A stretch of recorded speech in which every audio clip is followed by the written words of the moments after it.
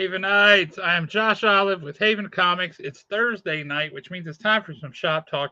We've got a doozy of a show coming at you tonight, so stick around after this awesome intro video.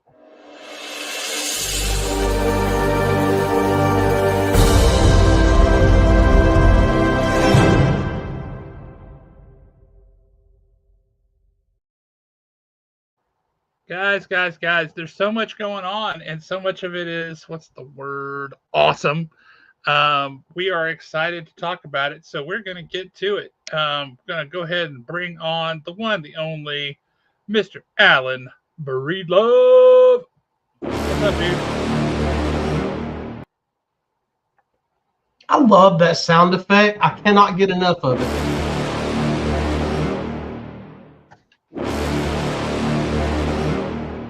I mean, in my mind, every time I hear that, I see a sandworm popping up out of Arrakis. Yeah. I love it. As James says, Kaiju Alan. What's up?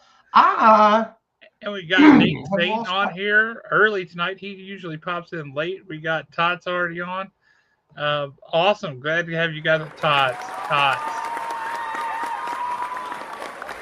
If that's the case, you might want to go see a doctor, because that does not sound right.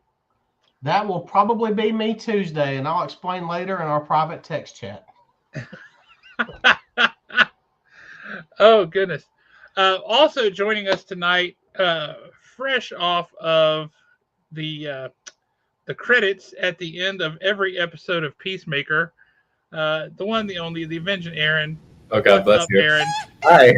Also, I love the soundboard. This is new to me. This is my first episode with the soundboard. I love it. Also, I also thought it was a fart, but mostly because when you played it, Alan shifted his weight just enough. So what? Maybe I should do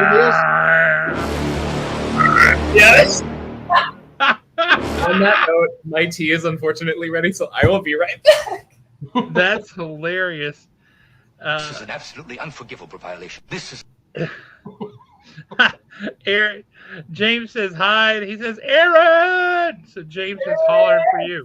Yeah, I've been looking for more stuff to go with the soundboard, but yeah, I'm looking for very certain I'm back.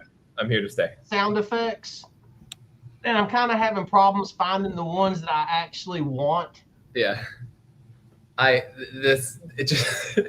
many do we have? What are our options? So we'll just this many. one. I think this is a preloaded one. Yeah, this is brand new to me. We've got.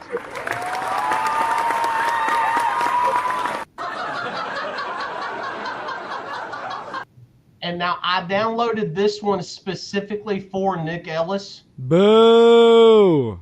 Good. Boo! And then It's that's when Josh particularly and I weird because have. it sounds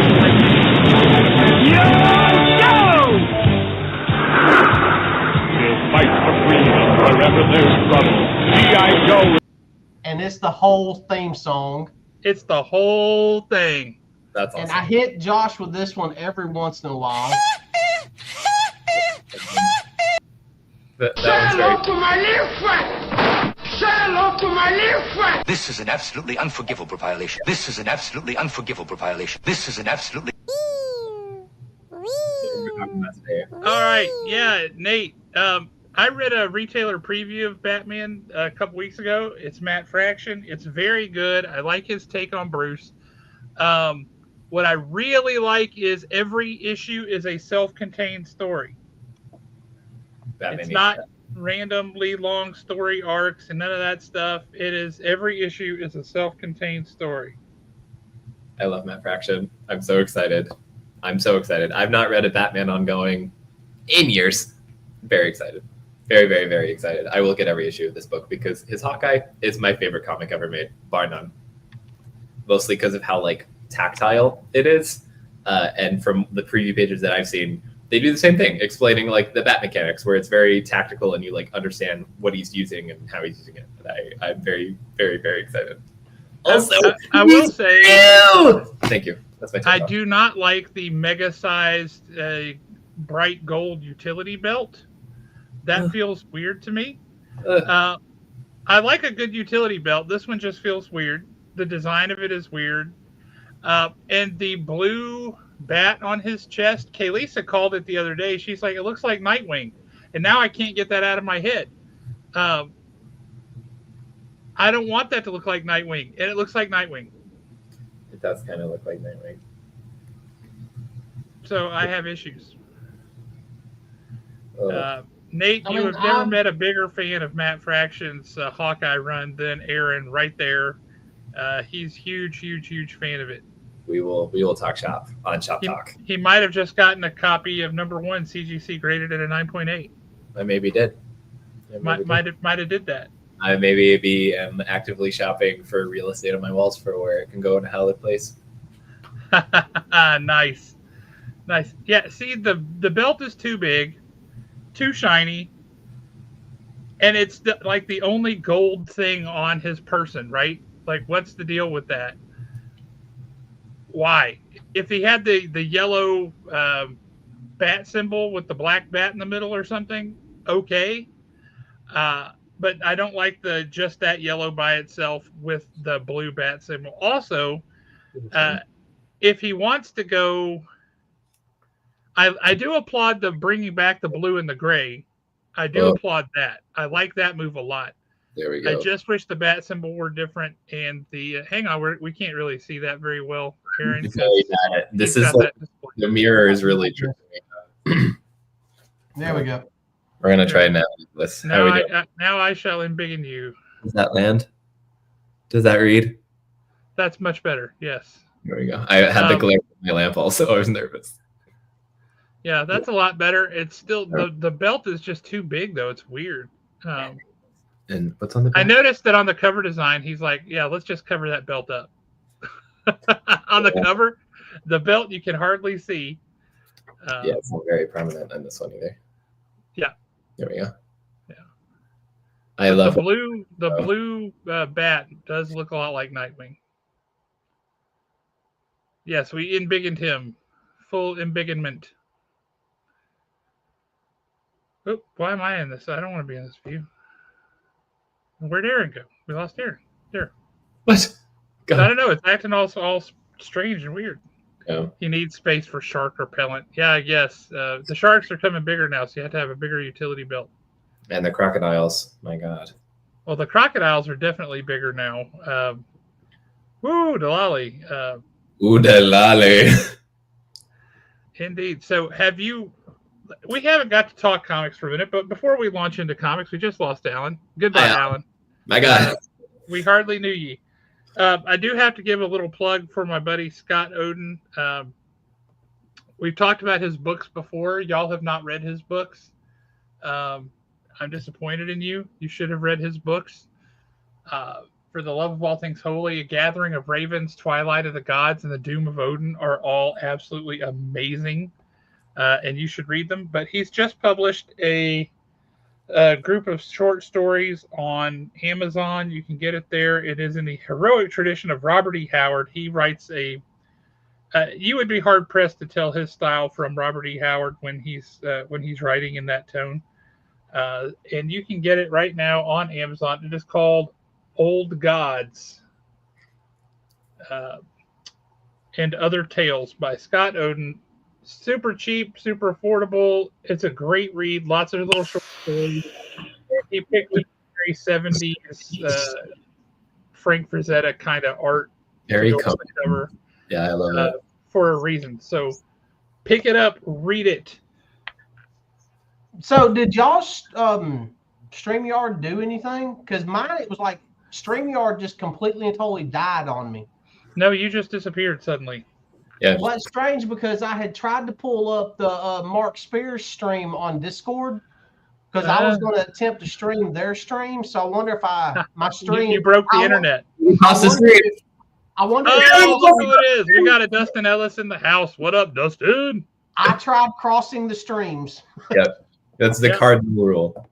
Everybody knows you can't do that. That's how we end up with giant marshmallow people. That's so good. Whose phone is ringing? That's mine. No. Justin's checking in from the store because we just closed up. Oh, right. But yes, there was the New Gods at DC. They may have done an Old Gods too, but doesn't matter. This is not those Old Gods. This is more like for real Odin and Loki and Zeus and the like.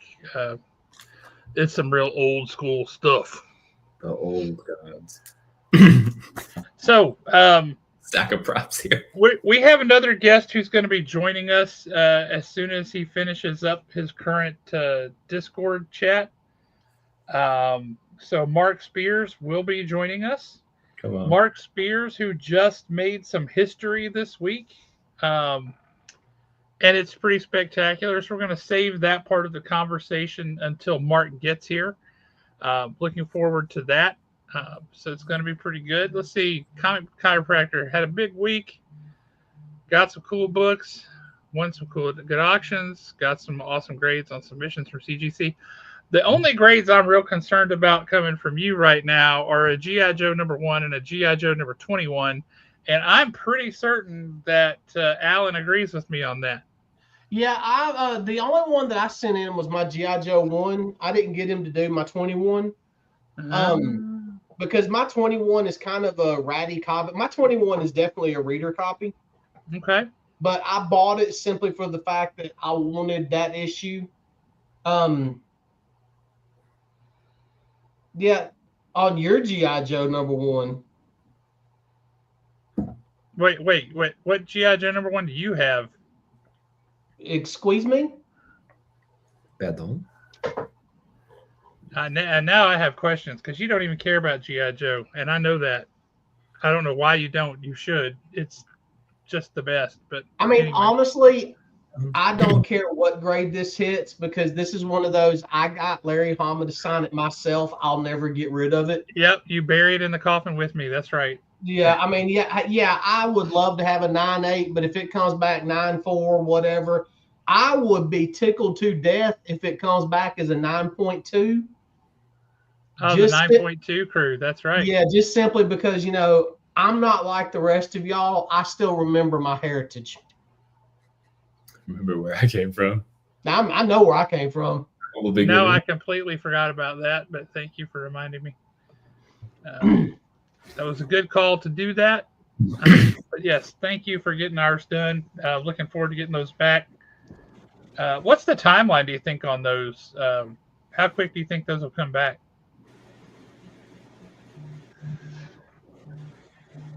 Anywho, let's talk some comics. We haven't got to do a whole lot of that lately, and when Mark comes on, we'll talk comics, but we won't talk about stuff we've read. So, Aaron, you are we're gonna defer to you. You go first. What's the first comic you want to talk about? Well, I haven't read any of these, is the thing. And this is the list of stuff that I just ideologically I'm excited about because I just started another movie. And so I'm like all over the place scheduling wise. I got a short list. When he says he started another movie, he means he got a job working on another movie. Yeah, I got not like he just sat down on the couch and he couldn't read comics. Yeah, I got a TV show that's going to keep me quite busy. Is it a TV show? I thought it was a movie. Yeah, it's a TV show. 8 episodes. Oh, okay. But I got, let's see, in a pretty standard ration for me, I have 4 Marvel books, 2 DCs, and an indie. I'm diversifying. First one we already talked about, Batman. Matt Fraction is an absolute hero of mine. I have been very, very fortunate to vicariously send message to him and him receive and vicariously return it to me because my boss on Peacemaker worked with him on an Apple show, the Monarch, the Godzilla one. And so I'm very excited to give him my full report and my musings about this. Mortal Thor, #1. I didn't read Immortal Thor, and I feel like it's my biggest cardinal sin of late. This is everything I wanted Thor to be doing. So did Immortal Thor, and I didn't read it, and I'm gonna fix that. Enchantress is my favorite Thor villain. She's very prominent in the Immortal Thor. I like when characters are on their back foot. I love when they're introduced with their back against the wall and taken out of their system. And that even in the title alone is pretty exactly what's happening here. Very, very, very, very excited. This one is a new one for me. I've been reading this one digitally, Superior Avengers, the One World Under Doom tie-in. This did something very unexpected in that it introduced Ghost from the Ant-Man movies, but like it canonized like Ava Starr, the character they made for Ant-Man and the Wasp, as like a secondary protege character to the Ghost from the Iron Man comics in the 80s. So there are two Ghosts in the Marvel Universe now. And we have Ava, and this is her like first unmasking appearance. Because she's shown up in this team before, in like their earlier issues, because this is number 4. But this is her like origin and talking about her deal and like how she's going to be different. And I always love when they do that. It's happened maybe 5 times in the last decade. So quick question: what is this digital reading you're talking about? I am a Marvel Unlimited person for books that I'm only like interested in like conceptually, but maybe I'm not gonna like jump on all the way, or for older books if I'm doing research. I have a Marvel account. My buddy Julian has the DC account. We share passwords, and so we have a full digital lexicon of the older stuff. The new stuff takes like 6-8 months to come in. Like Superior Avengers only has issue 1 and 2 on it right now. But I wanted to jump on because I love the MCU. We know this. This is no surprise. And Ghost, and I think Scarlet Scarab was maybe the last time. For Moon Knight was the last time that this happened. So very excited to see what becomes of her. Now, I did have a Marvel Unlimited account for about a year, and I loved that thing because it gives you the opportunity to read comic books that you're never going to be able to read any other way. Yep. Because, I mean, let's be honest with it. If one of us did go spend the money on Fantastic Four #1, we're never going to crack that book open and read it. So I definitely think that there is a use for Marvel Unlimited. The first thing I read on it was the entire Steve Gerber run on Howard the Duck, because of course it was. That sounds right. That sounds like you. The entire Marvel lexicon, its entire publication history, sans the last 6 months, at my disposal. And what am I reading? Howard. Yeah, the first thing I read on it was like the first, I don't know, maybe 75 issues of Daredevil. That's good. And then Josh was like, did you ever read the Moon Knight issue where he ends up going to jail to fight Juggernaut? And I'm like, no, but I need to. So I couldn't find a copy anywhere, so I read it on Marvel Unlimited, and now I'm like desperately looking for a copy of it because I loved that book. That was an amazing issue. It was. That was an absolutely amazing issue because you're like, I know something is he's planning something. What is he planning? What is he doing? Oh my God, this is what he did. Holy smoke! Yeah, that was amazing. What got me about that entire issue was, one, how he handled Juggernaut. And I mean, he flat out handled him and then just walked out of the prison afterwards. Like they couldn't stop him. He's just like, okay, I'm done. And he left. This is why I was here. Bye. Yeah. Unstoppable force, immovable object. He gone. Yeah. Actually, very, very movable object. It happened. It turned into a very movable object. Well, yeah. Juggernaut was the unstoppable force, right? Yep. And right up until he lost his eyeballs. Yeah. Yeah. I love Moon Knight. That was craziness. I love when there's like a single issue like that lives in your memory so clearly that we can talk about it like 4 or 5 years later. Because I think Devil's Reign was like 22, I think. Yeah. Yeah, that was during the Devil's Reign run, wasn't it? Yeah. Yeah. There was another super memorable issue kind of like that. It was when right when they were doing the whole end of Spider-Man being worth reading. And he shot Aunt May. Shot Aunt May? No, when Aunt May got shot, but that was when Peter went to jail where the Kingpin was. And he went in there and beat the ever-loving crap out of Kingpin. And Kingpin was like, you can't, what are you going to do? You've hit me before. He said, no, you don't understand. I've been holding back. I have pulled my punches my entire life. And then Spider-Man beat the loving tar out of him, and it was amazing. I love when that happens. So fun. my next book is not a recent one. This is from 2 weeks ago. It's Imperial number 3. Have I read Imperial 1 and 2? No. Did I get Imperial number 3? Yes. Do you want to know why? I'll give you two reasons. Reason number 1, Black Bolt. Reason number 2, Lockjaw. These characters have been out of publication for almost 7 years. That TV show was that bad. It was that bad. I love the Inhumans so much. I miss them. They're only in the last 3 pages of this book, but they're there. They're here, and it's honestly, I think Black Bolt has shown up maybe twice in the last 7 years. I am so excited to have them back. And if my understanding of Imperial and like the system that it plays in, also look at how cute this cover is.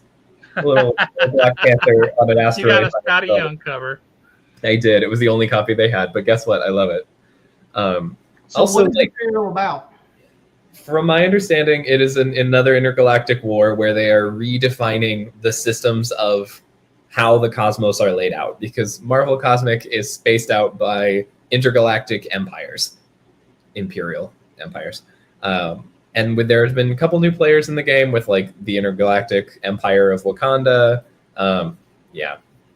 The Intergalactic Empire of Wakanda, the Shi'ar Empire shifting a lot, especially in like the Krakoa era stuff. The Skrulls, the Kree, your normal appears. I only read I read a little bit of the Mark Wolfman run on Teen Titans. I read Did I say Mark? You did. Oh no, it was a slip of the tongue. I said Marv in my head. I read a handful of issues, the issues that introduced Vigilante when I was doing research for Peacemaker. And did I need to do research? No. Did I anyway? Yes. I like that you do that, though. If you're going to work on a TV show or a movie and there is material for it, you get it and read it. You do the research so you're informed and you know what the heck you're talking about and what the context is of what's going on. I sink my teeth into it. I was able to get a handful of copies of the very, very early Vigilante appearances, including his first, and I had it on my wall. I had a comic book wall behind me in my cubicle, and I loved it. Fantabulous. But Imperial is really fun. Sakaar is also in play in this, so like Hulk and Planet Hulk and all that. And Scar are all in it. Star-Lord's around. The Nova Corps are around. It's like an all-out war for who's going to be the king of space, especially after all of the shifting of hands that have been happening, even like after Empire from a few years ago. So Wiccan and Hulkling are pretty prominent in this. But and who's the new player on the cosmic scene? The Inhumans coming back for their throne, baby. Heck yeah, they're expanding beyond the moon, and they're gonna take back the cosmos. Also, just look at this. Look at that art. Hang on. Oh god. That art is very good. I'll give you that. I love these characters so much. Who did that art? Is that Sheedy? That is a very good question. Let's find out. Also, it opens with this excellent like Milano flying out of an explosion. They blew their whole effects budget on that opening page. They did, and you know what? I love it. Who's mad? Not me. Ivan Coelho and Federico. Okay. I was gonna say Vincini, but I think I dyslexic moved the letters around. But yeah, Coelho's good. I think it's very, Choello. very Maybe is how he pronounces that. Choello. So issue number 4, when that comes out, will be a day one purchase because I need more Black Bolt because I am 7 years denied. Hey, what is wrong with that? Not a thing. Yeah. All right, what else you got? Vision and Scarlet Witch, Steve Orlando keeping his run going strong. I think it is certainly the longest solo run that Wanda has ever had, and the longest written by one continuous person.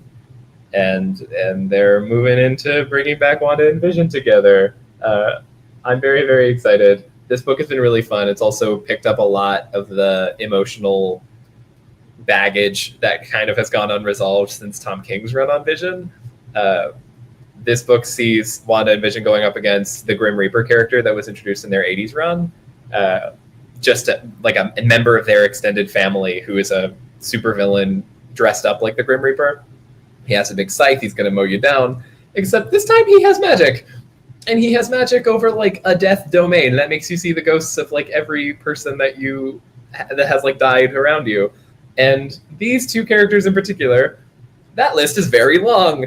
Yes. Also includes a good number of their family members and their children. Yes, that Black Bolt explosion in Multiverse of Madness hurts my feelings tremendously. I've never gone from being so happy to so sad so quickly. Hey, how you doing? Good to see you. Yeah, I'm very excited. I love the Scarlet Witch very much. I love Vision very much. They're two of my all-time favorites. So having them around is very exciting. Aaron, do me a favor, since my position on this is well known. Please address this.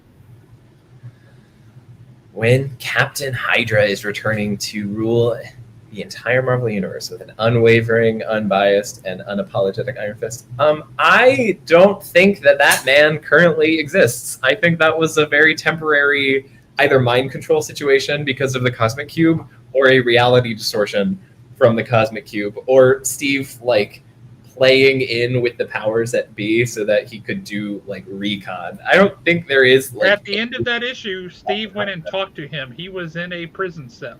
That is a separate being from him? Yeah. Oh, it is him, but a separate version of him.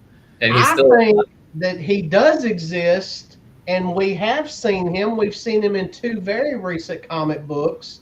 And I'm sticking to that theory until proven otherwise. And his last name is Colton, and he is in the new current Captain America comic. Have you read it, Aaron? I read issue 1. So the new Captain America, Colton? Yes, his last name is Colton?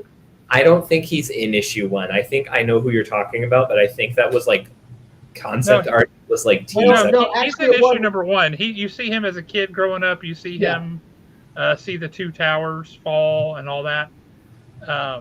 Okay, I thought Captain Hydra meant the Secret Empire panel where Steve Rogers says Hail Hydra. He's purporting that Colton is Captain Hydra. Yeah, I think Colton is the same character. He's not, but that's what he said. No, I think he's going to be the new Captain Hydra. Oh. He certainly got more ideologically aligned with that. This is the book where Steve Rogers is awakened from the ice for the first time, and it's the first mission debrief that he goes on in the modern world, and S.H.I.E.L.D. sends him after Dr. Doom. This is that book? Yep. Oh.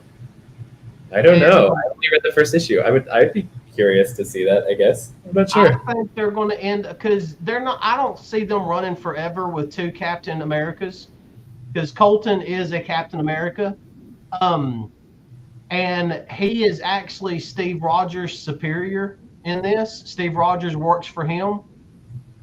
And he is very, as Josh put it, ideological. So I think he's going to end up, I think it could be a very easy transition to take Colton out of the United States military as Captain America and make him a Hydra agent. And this is the Zdarsky book, right? Zdarsky, Yeah. I mean, that there's some social relevance there for. Yeah, I mean, it's definitely a Zdarsky move. Yeah, and I mean, it would make sense. And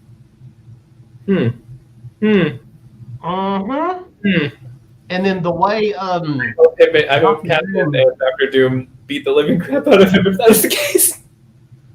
Well, I don't know. The way Dr. Doom treated Steve Rogers at the end of issue 2, that left a lot of questions right there. It did. Okay, what issue are we on now? Issue 2 just come out a couple of weeks ago. Oh, okay. I haven't read that yet. I don't think Dr. Doom is particularly fond of Nazis. So whoever this Hydra man is, I don't think he would be a friend to Victor Vaughn. No, he is not, and he would not. That is very true. That'd be fun to see them hey, enemy of my enemy, kind of situation. Yep. I'd be down. So what other comics you got, Aaron? Detective Comics. What is this? 1100, the silent issue that you recommended. I also Real quick, Daniel. Yeah, issue number 1 of that Captain America book was a little confusing. You had to pick up on a couple of things. One was that Steve Rogers had just been fished out of the ice the week before, and so it sets the whole timeline back to 2001, 2002 time frame. if I recall correctly. No, it's later. It's later. But we saw the childhood of David Colton in 2001 timeframe. So yeah, this is a modern Cap. He just got woke up out of the ice, so he's learning the world fresh right now. He none of that previous stuff that we know about Cap had happened. Oh my goodness, we got Grace in the house. It's a Grace. Grace, we miss you. We miss you a lot. I'm really looking forward to seeing you here in a couple weeks, hopefully, or this week. I forget which. You have to let me know. I'll have to go back in my thingamabobber and take a look at the dates. The thingamabobber. Yep. Yeah. How exciting. Uh-oh. Took the words out of my mouth. Sorry. The most interesting Wolverines are the very early stuff and in the that case, stuff. my bad. I'm so sorry. We had a Grace who moved out to California, but she's coming to visit next week or the week after, and she's going to swing back by the shop. And we haven't seen her in a couple years at this point, so we're looking forward to her swinging back by. And we still welcome you with open arms, Animal Crossing Grace. But yeah, you're absolutely welcome. You come to the shop anytime. We'll be happy to see you too. Come, jump on here. We're happy to see you now. It's close, right? Yes. Sorry for the confusion. Yeah. What were we talking about? Oh, goodness. You would just tell the comic up Detective 1100. Oh, yeah. Wolverine. I like Cyclops more. I enjoy Cyclops' psychology more. Although, ultimately, Wolverine is very fun. Cyclops' entire psychology is running around pining for Jean Grey. It's not been that for like 30 years. No, it's been that for 30 years. He's more than that. I view him as like the little perfectionist, like ideological son of Charles Xavier, and thus taking the brunt of like all of his war crimes. But also, I was raised under like more modern X-Men books that are all pretty unanimously like Charles Xavier is a war criminal. So that's been kind of my burden to bear. And Scott has to be like the adult of the situation, because guess where Charles Xavier is right now? In space. Is she our alien bird wife? What? He has been separated from his wife for so long. Well, they're back together right now, and they're going to have an empire. They should have a little empire. It's the cover of the next issue. I just always thought Cyclops was a little like overly OCD, and that always bothered me. Also, I hate that Charles can walk now. Like, I know that it's been like 5 years where this has been the status quo. I hate it. All I heard was Aaron James has the biggest point of all. X-Men 97. He has no way out. He does have no way out. He is cornered X-Men 97 every which way. Perfectly. Like 2 psychic wives, one of which was a clone that you missed out on. Like that whole soap opera sci-fi scope. That's a got the stepkids with the cuckoos. Oh goodness. My favorite, there was this internet post that I've seen where it was like, there are only 3 kinds of X-Men stories. Aliens come to ruin Scott Summers' day. Time travelers from alternate futures come to ruin Scott Summers' day. And the most deplorably racist people you've ever experienced come to ruin Scott Summers' day. And those are the only X-Men books. Obviously, that's like a broad generalization, but I find that very funny. It is just to ruin Scott Summers' day. Which is sad, because Scott Summers could legit be an amazing character if they would just pull him out of that little corner of their universe. Yeah, that's an X-Office. Yeah. All right, so talk about Detective 1100. I love silent comics. I love them. It's also a big part of why I love Hawkeye. I love deaf inclusion in visual mediums. It is very important. It's very awesome. Hawkeye and Echo are some of my all-time favorites for that express reason, because you get to do the most vibrant, viscerally creative layouts that you could possibly do. And this sweet little deaf child that Batman saves on the street and helps find his lost dog is no exception. The first half of this book is entirely silent, and it's just Batman looking for a deaf kid's dog, and it's the deaf kid's imagination of what Batman is going to do to go get that dog. And it's the sweetest thing in the world. Ace the Bat Hound is in it. It's a pretty thick and super size issue. There's a Peacemaker ad on the back. What's not to love? It's beautiful. It's wonderful. Hold up that Peacemaker ad again. I think you feel a particular kinship with one half of that image. The side that's closest to me? That's right. Yes. This was the eagle statue I had on my desk at work. They did not give this to me. I bought it at an antique store the day that I got hired. But I got hired. I got a couple. No joke. I got a couple legally paraphernalias around me. He got that HBO money and went and spent it. Yeah, $7 at an antique store. Come on. Yeah, I love Eagly very much. Did y'all see episode 2? Oh yeah. I have been waiting to talk about that fight scene for about a year now, a little over a year. That was insane. Eagly tore those dudes up. Yeah, I was thinking about it a lot. There's like that meme of that isn't older. It's like from a couple months ago, but 100 grown men versus one bear. Like who's gonna win in that fight? 4 trained federal agents with guns versus one very pissed off eagle. Who wins? All right, Aaron. So who wins, Eagly or Crypto? That's not fair. That's just rude. That's not fair enough. It was. That was awful. I should be ashamed of myself, but I'm not. You know what? The DC official account posed the same question. So I think Eagly has more of a tenacity to him, but Crypto has the power versatility to make that very bad. And I don't want any of my beautiful little CGI animals to be injured. No, they're gonna be best friends. So the big question, which I know you can't really admit on air, so say whatever you want to say. But you had the physical representation stand-in of Eagly. Yes. That they used for model shots and all that kind of stuff, right? So did that just accidentally disappear at the end of filming? No, it's in deep storage for like whatever they choose to do with any sort of continuation that I know nothing about. But like it's for if they want to use more and if there is more. So I was hoping there was maybe a conversation of like maybe we could like get a new taxidermy statue and whatever will happen to this one will happen. But no, they wanted to keep it. So I was like, oh, okay. I was like already planning my like future home in the built-in like glass shelving to preserve him for all time and make a museum of my weird taxidermied eagle. That is not a real eagle. It is not real taxidermy. It just looks like it. But I thought it would be very funny. I was already kind of mentally planning my future home when I was like, maybe they'll make a new one. Because the one that we had on season 2 was the same one from season 1 that had been in storage. So be careful with saying stuff like that because in a court of law, that's called premeditated. Fair enough. Conspiracy. I don't know where the storage locker is, so I couldn't do anything. I liked my job. I would like to do it again. Fair enough. We'll keep in good standing as much as I possibly can. I love that show. You know how proud I am of it.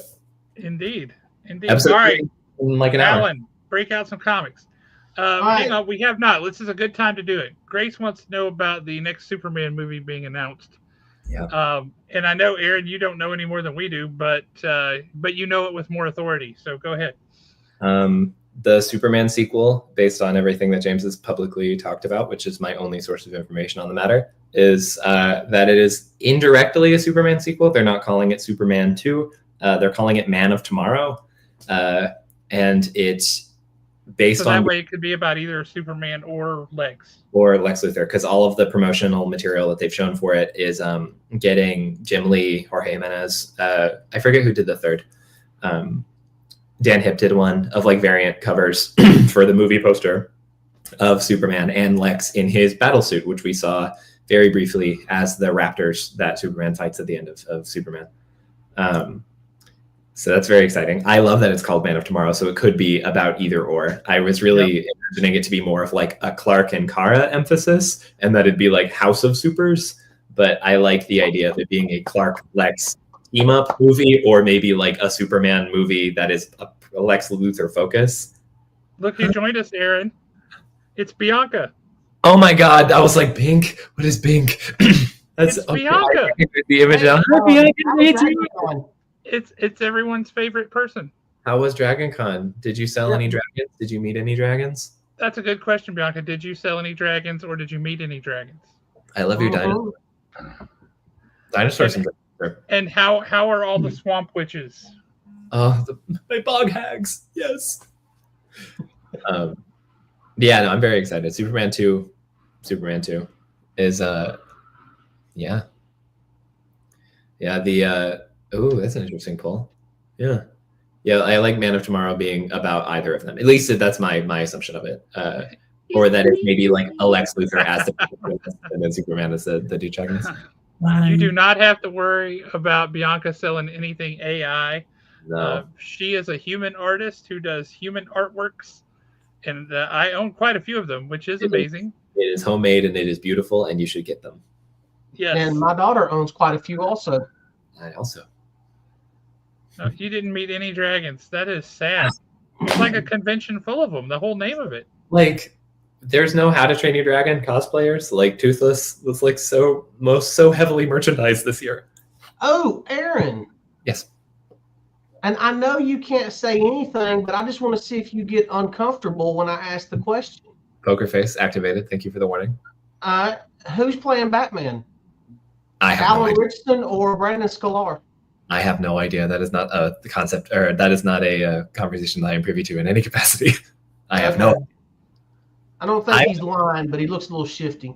I would like somebody that is very different from Robert Pattinson, because every conversation that I have had about DCU Batman, just with anybody, has always been, but the Pattinson one is so good, and they're continuing that, and they're doing like a metahuman Batman story in like the other universe. Like what? Because there were some Clayface photos that surfaced this week that show like the DCU's logos and iconography and everything. Like it's the same coffee house, CC Jitters, that's both in Superman, Peacemaker, and Batman, and Clayface, to like show that it's very firmly not merging the universes. Like the Robert Pattinson stuff is going to be different.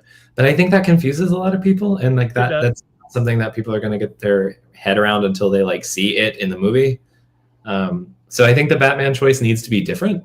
Robert Pattinson is like very specifically in his own thing, doing his own thing. So you need to have a Batman who is different, not just a Batman in a world who is different.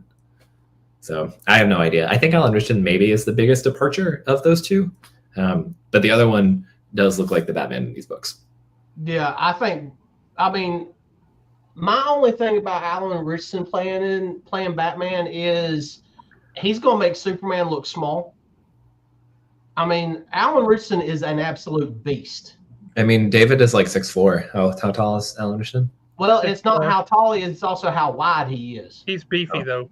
Yeah, I mean, especially if you see that season 3 of Reacher, my God, that man's a friggin' monster.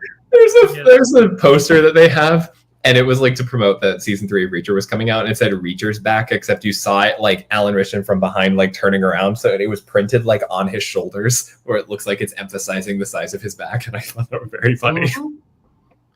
Yeah. But that Brandon Scalar. So, hang on just a second. So Bianca, your sad dragon that you did for us got a lot of press this past weekend. So even if you didn't see a lot of dragons, you contributed to the dragonness of the weekend. I like that. I mean, we've already seen him as Aquaman. He's already played Aquaman in Smallville. No, that was Justin Hartley. That's a different guy. No, Justin Hartley played Green Arrow. Oh, you're right. That was Alan Richardson? Yeah, that was him. Oh my God. Yep, that was him. 20 years. That was before he put on 800 pounds of solid muscle. I was about to say that was 20 years. And then he was Hawk and Dove also in the Titans. That's what I think of him first, unfortunately, which I think shows my age. Yeah, as long as Haven is around, you will always have a dragon around this time of year. Yeah. What do you mean? For fun on the show last year, I did pull out and show people the before and after. They saw the Josh Microsoft Paint dragon, and then they saw there it is, the Josh Microsoft Paint dragon. who is sad, as Mark Spears pointed out. He would be sad without that teardrop. But then there's the sad dragon that Bianca did, which is amazing. I love it. Isn't it wonderful? It's so wonderful. Yeah, this is not the same person. This is not the same person as Jack Reacher. That is not the same person at all. I mean, it is. You're absolutely correct. Yeah, I mean, that's how much he changed. That's the cognitive dissonance where I'm like, that's a different person. The Clark glasses would absolutely work on me. I'm not about admitting that. Well, I think they would work on most people when you get right down to it. I mean, look at any celebrity. All they do is put on a baseball cap and sunglasses, and suddenly they become invisible. Yeah, that's a different person. It's madness. Maybe. Who's to say? Yeah, I don't know. Batman would be fun. I don't know his acting chops well enough to like base it on anything other than the look. But it'd be fun. I want Robin. I want a Robin. We got a Bloodhaven reference in episode 2 of Peacemaker. Yes, you did. We have. Although I didn't love how they pronounced it. It's Bloodhaven. Very German sounding. The way it's Bloodhaven. I was like, no, it's Bloodhaven, guys. Yeah. Bloodhaven. But see, that sounds weird too, though. That's because you have to say it German. Bloodhaven. But yeah, Bloodhaven just sounds like Gloodhaven. Like now they're stuck. Yeah, that was very strange to me. Bloodhaven. Yeah, so we might get a Nightwing at some point, and that would be really lovely. So, like, I would love to see a Robin, and if it could be Tim, that would be awesome. Because if like we're gonna do a Nightwing, then we should do Tim as the Robin, or we could do a Robin and then make him a Nightwing later, like something. I think that would be the biggest thing to separate the two. Of like, Pattinson is the crime thriller. Oh, it's cat time. Oh, Kaylisa. Cat time. There you go, Kaylisa. Time for a cat. This is Ari. Say hi, Tommy. She's gonna sit in my lap or leave. She chose to leave. But yeah, I think that would be the biggest difference of like having Robert Pattinson detective. That is so true, Bianca. You like have it got all set up so you hide behind there, and then people walk up and you just pop up like a Jack in the Box. Yay, a cat. Yay, a cat. Yeah, she left me immediately. She's just sitting there looking at me. She was like, "Why would you pick me up and show me to the camera?" I didn't like that. She came up here to see Kaylisa. That was what it was. That's true. So true. I'll see if Mason will come around. All right, Alan. So let's talk some comics. What have you got, bud? All right, so I can knock out 4 of these pretty quick, and then I got another stack. I am slowly but surely getting caught up. I think I'm only a week behind now. But Absolute Green Lantern is definitely shifting more gears toward horror. I'm enjoying it. Yeah, it absolutely is. Yes. It's darker. It's been very good. See, I didn't know how I was going to feel about the new Green Lantern, and I'm still up in the air on if Hal Jordan's actually going to end up being a bad guy or what, or if he'll learn how to control the Black Hand. But it's been great so far. You're all out of focus all of a sudden, Alan. What goes on with that? Yeah, I don't know what. I know that WoW has been having some issues with their There you go. internet. You're back. off the streams again. Next up, Absolute Superman issue 10. Our boy Superman, and the fact that Ra's al Ghul is now referring to him as his son is kind of creepy. Yeah. My friend, buddy. And then the reveal. Wait until you read number 11. Well, the reveal at the end of this as to who Prime actually was. Yeah, but wait until you read number 11. Number 11, we thought like Absolute Batman number 10, number 11, they were pretty freaking brutal, right? Yep. This is insanely brutal. It's a different kind. It's more surgical, more psychological, but it is every bit as brutal as what Bane is doing to Bruce Wayne is what Brainiac is doing to Kal-El.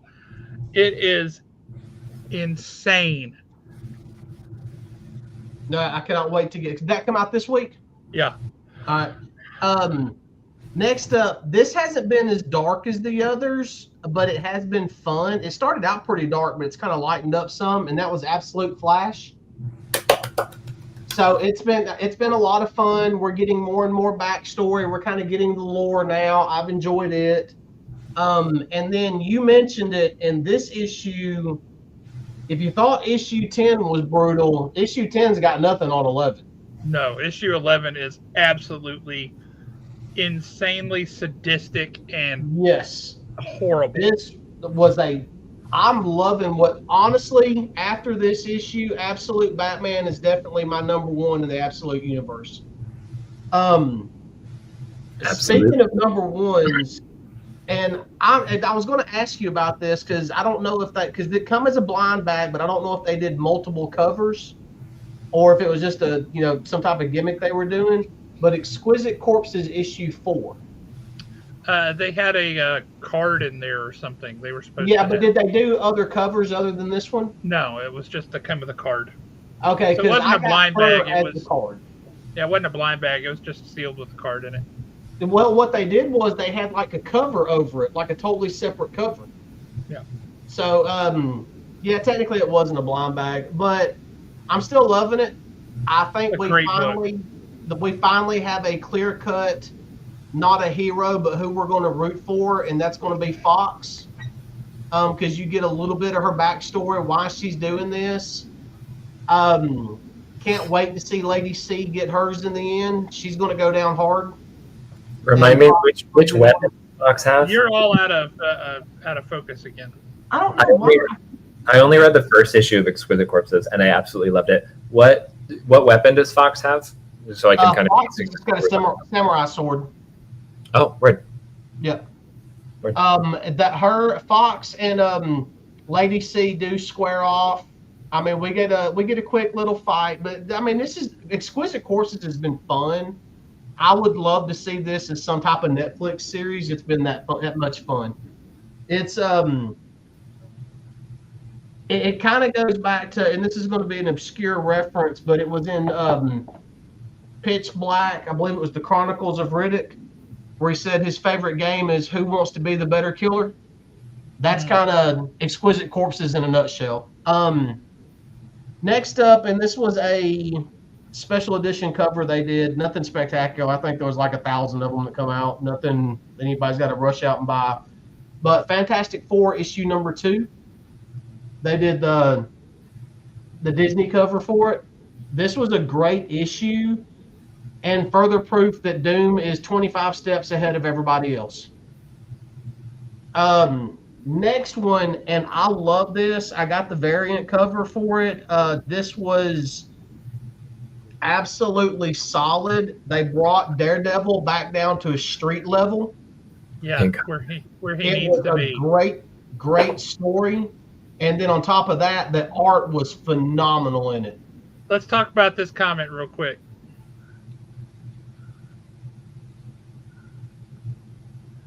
That is a win. No, the new Aquaman is friggin' awesome. The current Aquaman's run is awesome. Yeah. If it tells you something, like I get my pile of comics, right? And I'm not a save the best for last guy. I'm a read my favorites right away in case I get hit by a bus guy. And it's like G.I. Joe's going to go to the top. Moon Knight's going to go to the top. This week was tough because Moon Knight and G.I. Joe came out on the same week. G.I. Joe won. But Aquaman, that goes up to the top. That goes up to the top. Aquaman is freaking brilliant book. I remember we talked about it the last time I was here, but they introduced like Captain Nemo and the Nautilus. Yep. Like Aquaman being a waterbender. Like they're doing a lot of very fun stuff that is very like my wheelhouse. And I'm like, I need this book. Oh yeah, Jeremy Adams has definitely taken this Aquaman in I want to say in a different direction, but at the same time, it's very familiar what he's doing. It's a really good story. We're not even on Earth right now, per se. Yep. You just have to read it. It's kind of hard to explain what all he's done. It's tough to explain, but read it, man. first of all, Aquaman and Mira, their powers have flipped. Or well, I don't know if she doesn't have his powers, but he has hers. And so he's really become like an aquamancer or a waterbender. He's doing some incredible stuff, and it gets pretty dark as you go into the second and third issues. But it's him learning this new power set. It's him being transported through this Omega Gate because all of Atlantis has disappeared. That's how the series starts, and you're like, "What is happening?" Oh, it's so good. Also, if water like bending sounds dumb or like, oh, okay, he's just doing water karate, it should be very important to know that the human body is 70% water, and that should be very scary and has very frightening applications. Quick question for those of y'all watching the stream. Is my camera blurry? Because it looks fine on my end, but on the You're stream blurry now. You want to know something really funny, Alan? It got blurrier the minute you said that. Yeah. Really? This is strange. It's like you're too far away for it to really nail a focus on. It's kind of what it feels like. Great the way, you know. We lost Alan. Well. All right. Well, that sounds like an opportunity for me to talk about my books. Oh, here comes Alan back. There you go. Oh, Nope, you're gone. How's that? Better. There we go. I just restarted it. The blurrier you get, the better you look. That's not nice. That's not nice. I am good looking. You just ask my mama. She said you were special, buddy. That's not the same thing. You said I was mama's special good looking boy. That was hilarious. Oh my God. Well done. Oh, Sorry, Hyde Street is so good. Is he reading a copy of the comic that you're holding in your hand? Yeah, and if you look down into it, it's another picture of him reading a comic. It just keeps going. It's an infinity cover, yeah. Yeah, it's great. Is that like a concept in the book? Like, is that something? Is that it's a trope on comic book covers. It's happened. There was a Batman cover back in the 40s, I think, where they did that. I didn't know the mechanics of like the kinds of horrors in Hyde Street, so I was like, maybe this is something. Maybe we're caught in a horrible time loop. Oh yeah, no, that would be nothing in Hyde Street. I do hope they go more into that doctor. Yes. I like the doctor. Frankie putting on Mr. X-Ray's glasses, I thought was great. Yep. We actually see what Mr. X-Ray sees now. It's just fun. Space Ghost, Space Quest. It was fun. That artist may look a little familiar. I've heard of that guy. Yeah, he might have something going on right now. I think that guy's gonna be around very soon, isn't he? Yeah, it should be. This next one, I've enjoyed this run, but these last two issues are kind of weird, and I feel like they're dragging out, and they really need to pick up the pace. And that's Wonder Woman issue 24. Yeah, this storyline has not been as engaging as previous. I will say that. Yeah. Wait, sorry, real quick. Who is a Mouse Man? Well, we still don't know after about 500 issues. Okay, word. I was like, is there some obscure Wonder Woman villain from the 60s that I don't know about? Could be. Maybe. Next up, which I've only got a couple left. I'm going to try to make these fast. This is not what I thought it was going to be. For those of you that have seen the movie, this is a prequel. Yep. And it definitely has its creepy moments, but I felt like it kind of dragged some. Now, that being said, I'm definitely going to keep reading it because I love the movie. This movie is one movie that is truly disturbing. Yeah, that movie creeped me out. I mean, if this movie does not creep you out and make you go, no, stop that, then something's wrong with you. This was a creepy movie. That sums up my response exactly. You're definitely setting up the movie in this. Next, I've been disappointed in this because I loved what they did when they first did it, but the Gotham by Gaslight, the League for Justice, has been kind of just no punch to it. Yeah, it was like they literally lost the magic that they had going. Is it an interesting like roster for the league, or is it just like the usual suspects? Yes and no. Okay. We do have the usual suspects, but some of their stories are definitely changed around some. For Green Lantern, we've got Alan Scott. Right. We do have a Constantine lurking around somewhere in the background. That he does pop up. Is he in it for himself, or is he working for the Queen, or is he working for the Queen so he doesn't get his head lopped off? Is it John, or is it like one of his ancestors?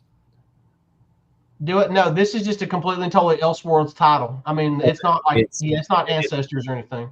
Oh, okay. It is John though. Yeah. Okay. But like Joanna or something. But yeah, it's been kind of that they need to pick up the pace pretty quick. Space Ghost is back. So I love that cover. I thought that was a great cover. That is a missed opportunity for Martian Manhunter to wear a top hat. You are correct. Like weird collar, cuffed cape too. That'd be quite the silhouette. But this issue, we get more of the family bonds that they've created with each other. Kind of a sweet little issue. And then lastly, I'm glad this storyline is finally coming to an end. It was fun for an issue, but I think it should have only been a issue. But the whole Nightmite storyline is coming to an end, and I'm glad. Because it should have been like 2 pages of an issue. Yeah, and honestly, I would really love it if we could get Nightwing back to where Daredevil is now. Yep. Because Daredevil is literally, and it was weird because when Waters took over Nightwing, Nightwing started feeling like Daredevil. Yep, I agree. And then we brought in Nightmite, and it was just kind of, what the F? Is this the new Nightmite, or is this like the old one from the past run? Like the one that they keep having to like get that guy. I think he's pretty much the old one. They've just kind of updated him some. Oh, okay. Yeah, I mean, he's still obsessed with Nightwing. I mean, he's just a fun special guest every once in a while. Yeah. But not for the couple of issues that we've had going with him. I read the issue where they introduce the orphan boy who has like the same origin as Dick and Bruce, and I was thinking like maybe that he would be a Nightmite like contender, and they'd swap out the two, and so he'd have like an actual Robin-esque kind of sidekick.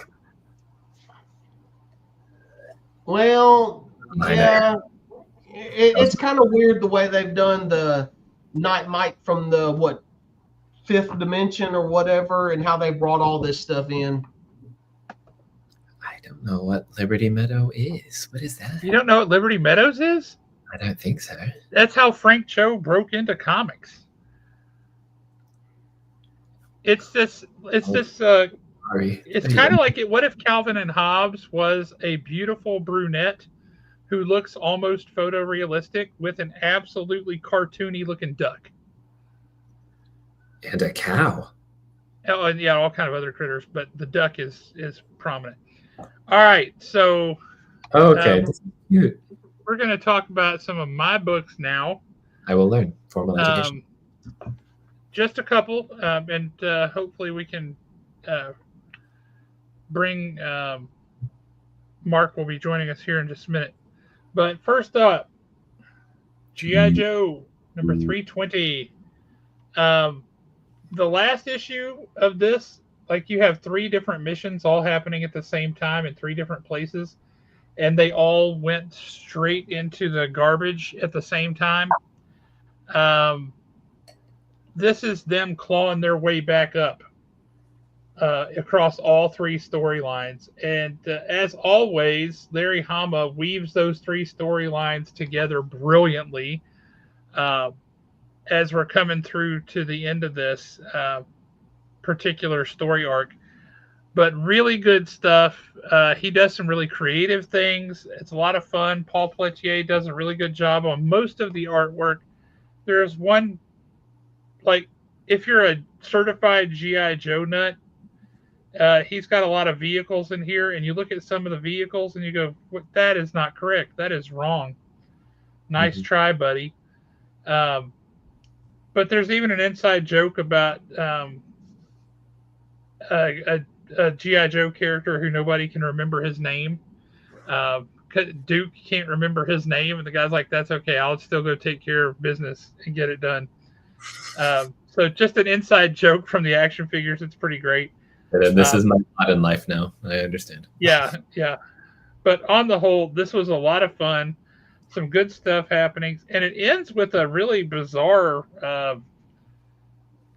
line. They show up back to the base, and Stalker pulls aside Snake Eyes and Dawn, and he says, "You two need to report to the range in the morning after PT. You have to update your qualifications on the new weapon system we're adopting." You're like, that's very what? It's vague. What in the world would Snake Eyes and Dawn have to go qualify on weapon-wise? That was bizarre. So I have read the next issue, which is it's 300 issues later. The original Silent Interlude was issue number 21 of G.I. Joe. And this one is issue number 321 coming up next. And I have read a retailer preview of that. It's another silent issue. So 300 issues later, we get another silent issue. It's pretty darn great when Larry Hama does it. Kaylisa, this is for you. Sorry, I'll lower. She's being very sweet and cuddly right now. Please continue. Yeah, Kaylisa has to get her cat time. She's got to see the cats. That's one of the rules that we have on the show. Them's the rules. Yeah, them's the rules. Can't break the rules. All right, Moon Knight number 12. First of all, I love the cover. I love the creepy haunted mansion. I love the look here, right? In this issue, the plague mask, that's awesome. Well, that's just his Khonshu thing, right? Yeah. So in this issue, love the comment. Yay, cat again. She's just gonna lay here the whole time. Yep. Because now it's her choice. Before it was my choice. Now it's her choice. Right. Now that she made you wait to prove that she's the boss, then she'll come back and sit on your lap whether you want it or not. I'm playing checkers. She's playing chess. This is true. How it goes. But anyway, this issue of Moon Knight has a little bit of a callback to when they had to get some help to go and free Khonshu from Asgard, where he was being held prisoner. I get a little help from my friends. Yeah, they had to get a little bit of help from the Wrecker, because he has that enchanted crowbar, right? Well, the Wrecker comes to Moon Knight and says, "Hey, man, you owe me." And he's like, "No, I don't. We paid you to do that." And he's like, "Yeah, but you know you really owe me." And he's like, "Okay, yeah, I know I really do." And you're seeing all this as like backstory because he's actually talking to his psychiatrist. So he's explaining how even though he doesn't owe the guy, he does owe the guy, which is kind of funny that he has that same mentality. Mm-hmm. But Wrecker is like seeing ghosts. Mm-hmm. And every night it gets worse. And they come and they're haunting him, and they're haunting like specifically him. And he's like, what gives? And so he gets Moon Knight to come and help him fight the ghosts. So it's kind of a fun little departure of a story. But at the end, spoiler alert for anybody who is going to be hurt by the fact that I'm showing this. I know peace out for like 3 seconds. Alan, look who shows up. Oh, nice. I didn't think they were going to bring her over into it like this. I thought they were going to kind of leave her own little thing in City of the Dead. Well, you thought wrong, because here she is. I'm so happy. I love Layla. I love her so much. Oh, God. I'm so excited. It's pretty great. I saw the channel yesterday, and I was like, oh, thank God. I don't think she's going to be around permanently, but the pathway is definitely open for her to come and go. I would like her to be in kind of like an Angela space where she's maybe not like on Asgard, but like her realm is an open invitation. It's accessible. I like that. Yeah. Because the dude in City of the Dead was very like, no, she's dead. She's in the City of the Dead. That's where she is. That's the only place she can be. That's where she is. Dead, Psychopomp dead. I So still think they missed out on an opportunity to run when they had the new Moon Knight there for a little bit with Shroud Mhm. to run a whole Mark Spector story in the City of the Dead with him and Layla. Yeah, that was a Dueling, I would have loved that. We already talked about this one a little bit, but this cover I think says it all. Oh yeah. Oh my God.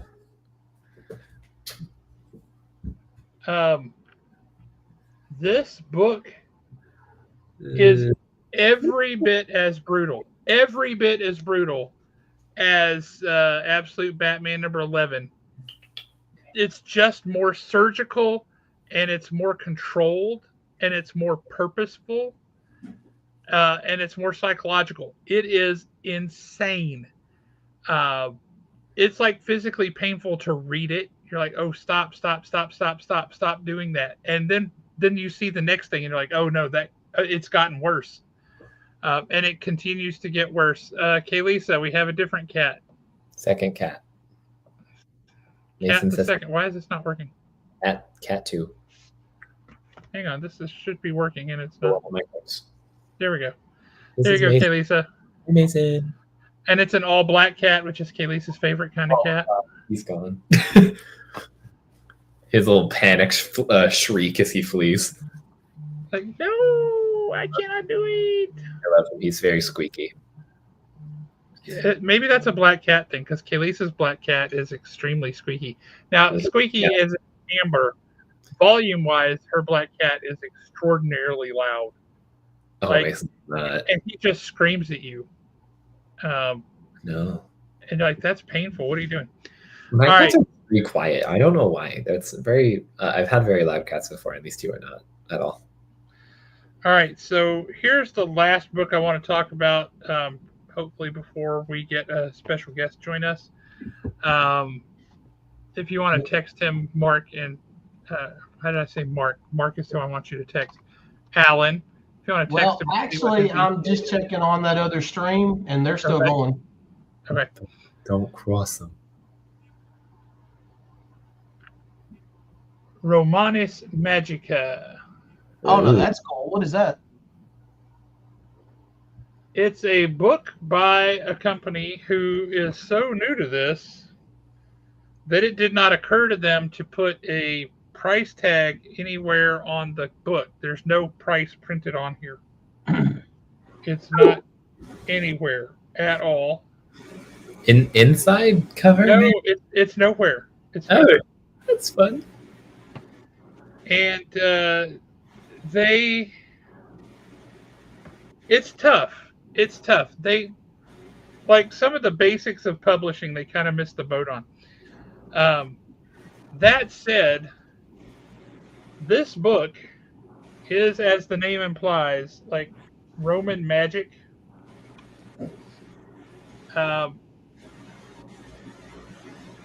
What is that noise? My vent. My building has like an automated vent system. Shh. Well, it was like, it was really loud, but now it stopped. It's automated. I can't control it. Yeah. Anyway, so this book has a lot in common with Dead Romans, actually, but it's set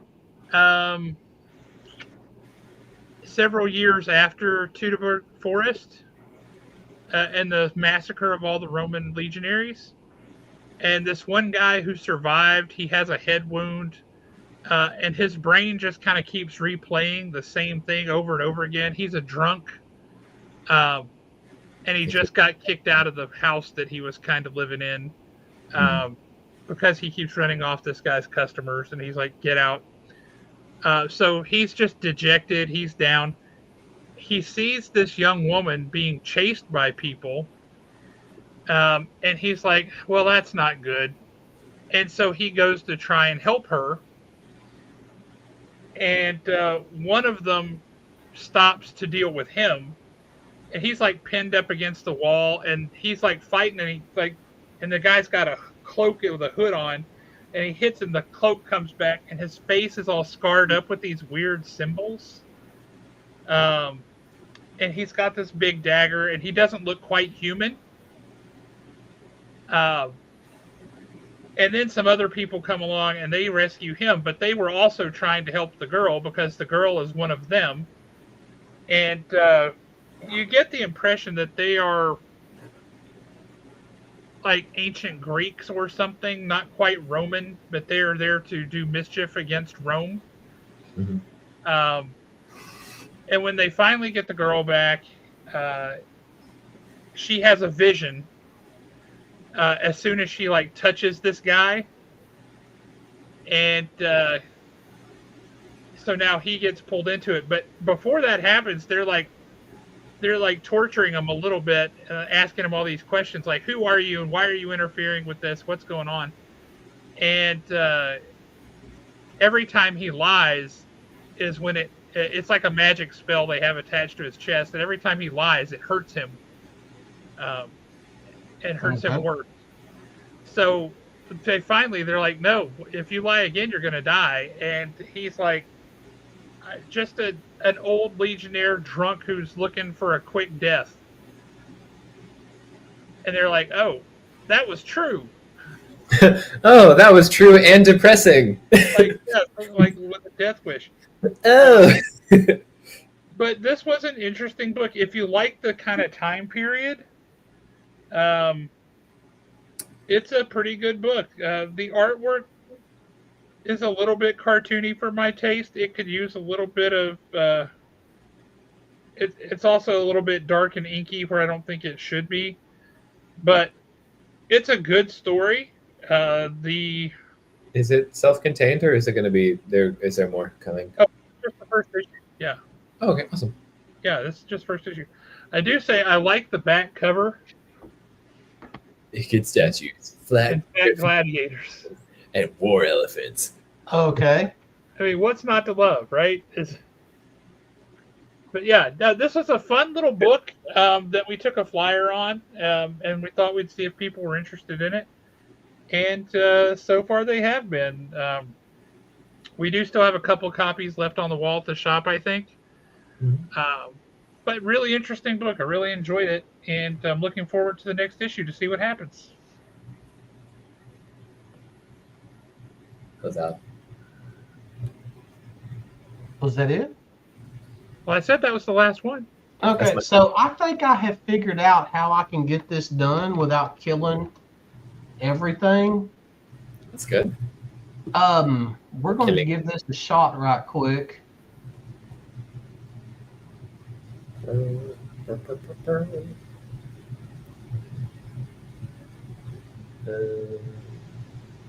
My cat started wrestling the minute you said Roman magic.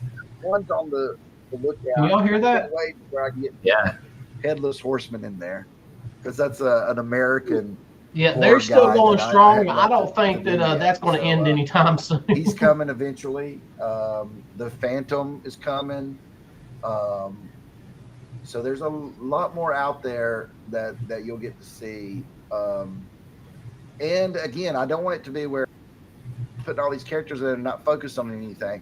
The plan that I have, you'll see how I'm going to incorporate them all, and it'll make sense.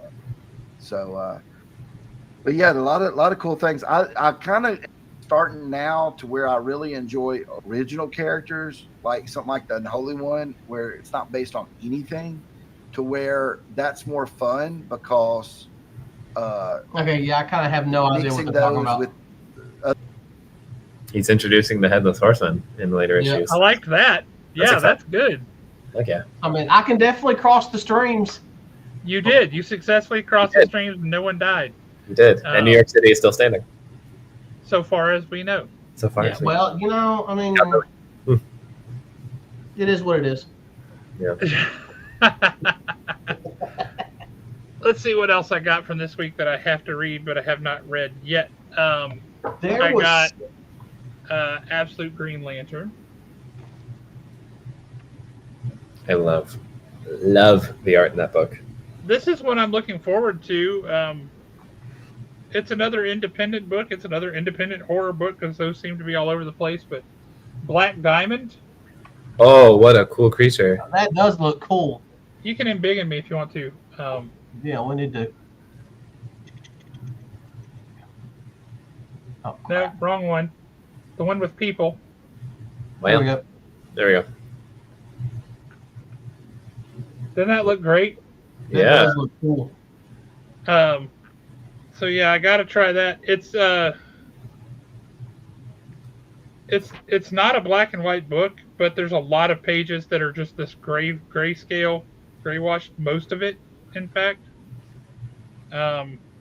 It's just every now and again it's got some other stuff, but yeah, it's an interesting book. And then it's got a preview for a book in the back that also looks super weird and creepy.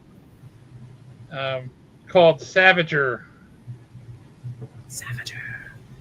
Nearly 100 years after Earth fell to cosmic parasites, seemingly only the Savager remains. So it's a multi-page preview of the Savager's book. Okay. Also, that premise reminded me. Did y'all see Eyes of Wakanda, the animated show that they just did? No. No, sure didn't. Oh my God. It's 4 issues. The whole thing, the runtime of the whole show is like an hour and 40. Like it's a very quick afternoon watch. It plays like a normal anthology of like war dogs leaving Wakanda to extract stolen vibranium artifacts and bring them back to Wakanda throughout the ages. It spans about 2,000 years. And at the end, they have this crazy sci-fi future story. And it's incredible and it's so much fun. I enjoyed it immensely. I think it's a very good watch. But when you said the Earth has been taken over by a cosmic horde, I was like, oh, yeah. It reminded me because I don't think we'd ever talked about it. So, go ahead. Sorry. Very fun. And there's we an haven't iron. talked about it because I don't think anybody saw it. Well, you should, and you all watching the stream should. There's an Iron Fist in it, and the animation is awesome. Okay. Mm-hmm. And it does way more than you think it would with that concept. Everything dead and dying. Oh God, what an image! Ugh. Oh, it's zombie cow. That's kind of cool. That's really cool and really gross. Oh, inside it gets worse. Lots worse. Oh God, is it a zombie or is it just like that?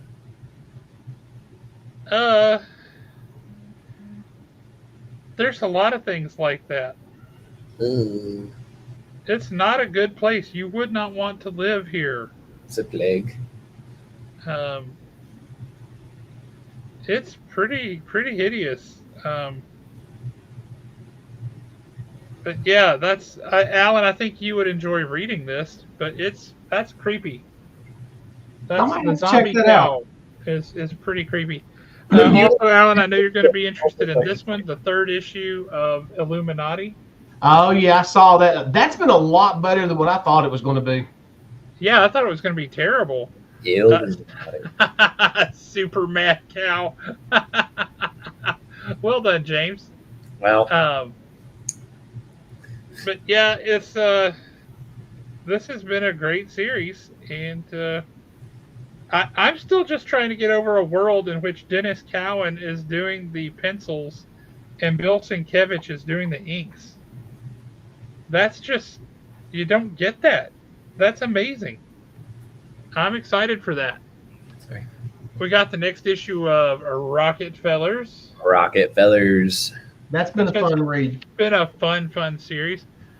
We got the 3rd issue of Sisterhood. So I'm hoping it picks back up. Number 2 was a little bit of a lull, but I hope number 3 picks back up. I haven't had a chance to read it yet. And this is a Hyde Street spinoff? Yes. Yep. It's a few issues as opposed to the earlier one, just one shot. So I guess the thing for us to talk about, and I was hoping we could save it until Mark came on, but it doesn't look like Mark might come on now that we have crossed the streams and found that he is still going strong, is the current it's not a huge controversy, but there's a bit of a blind bag controversy brewing, and I wanted to get y'all's take on it. I really want to get Mark's take on it. Batman #1, DCKO, both have a $10 price point for the blind bags. There's only a handful of covers in there. Your chances of getting one of the rarer covers are pretty low, but also mysterious because you don't know. You don't have any way of knowing that. And so,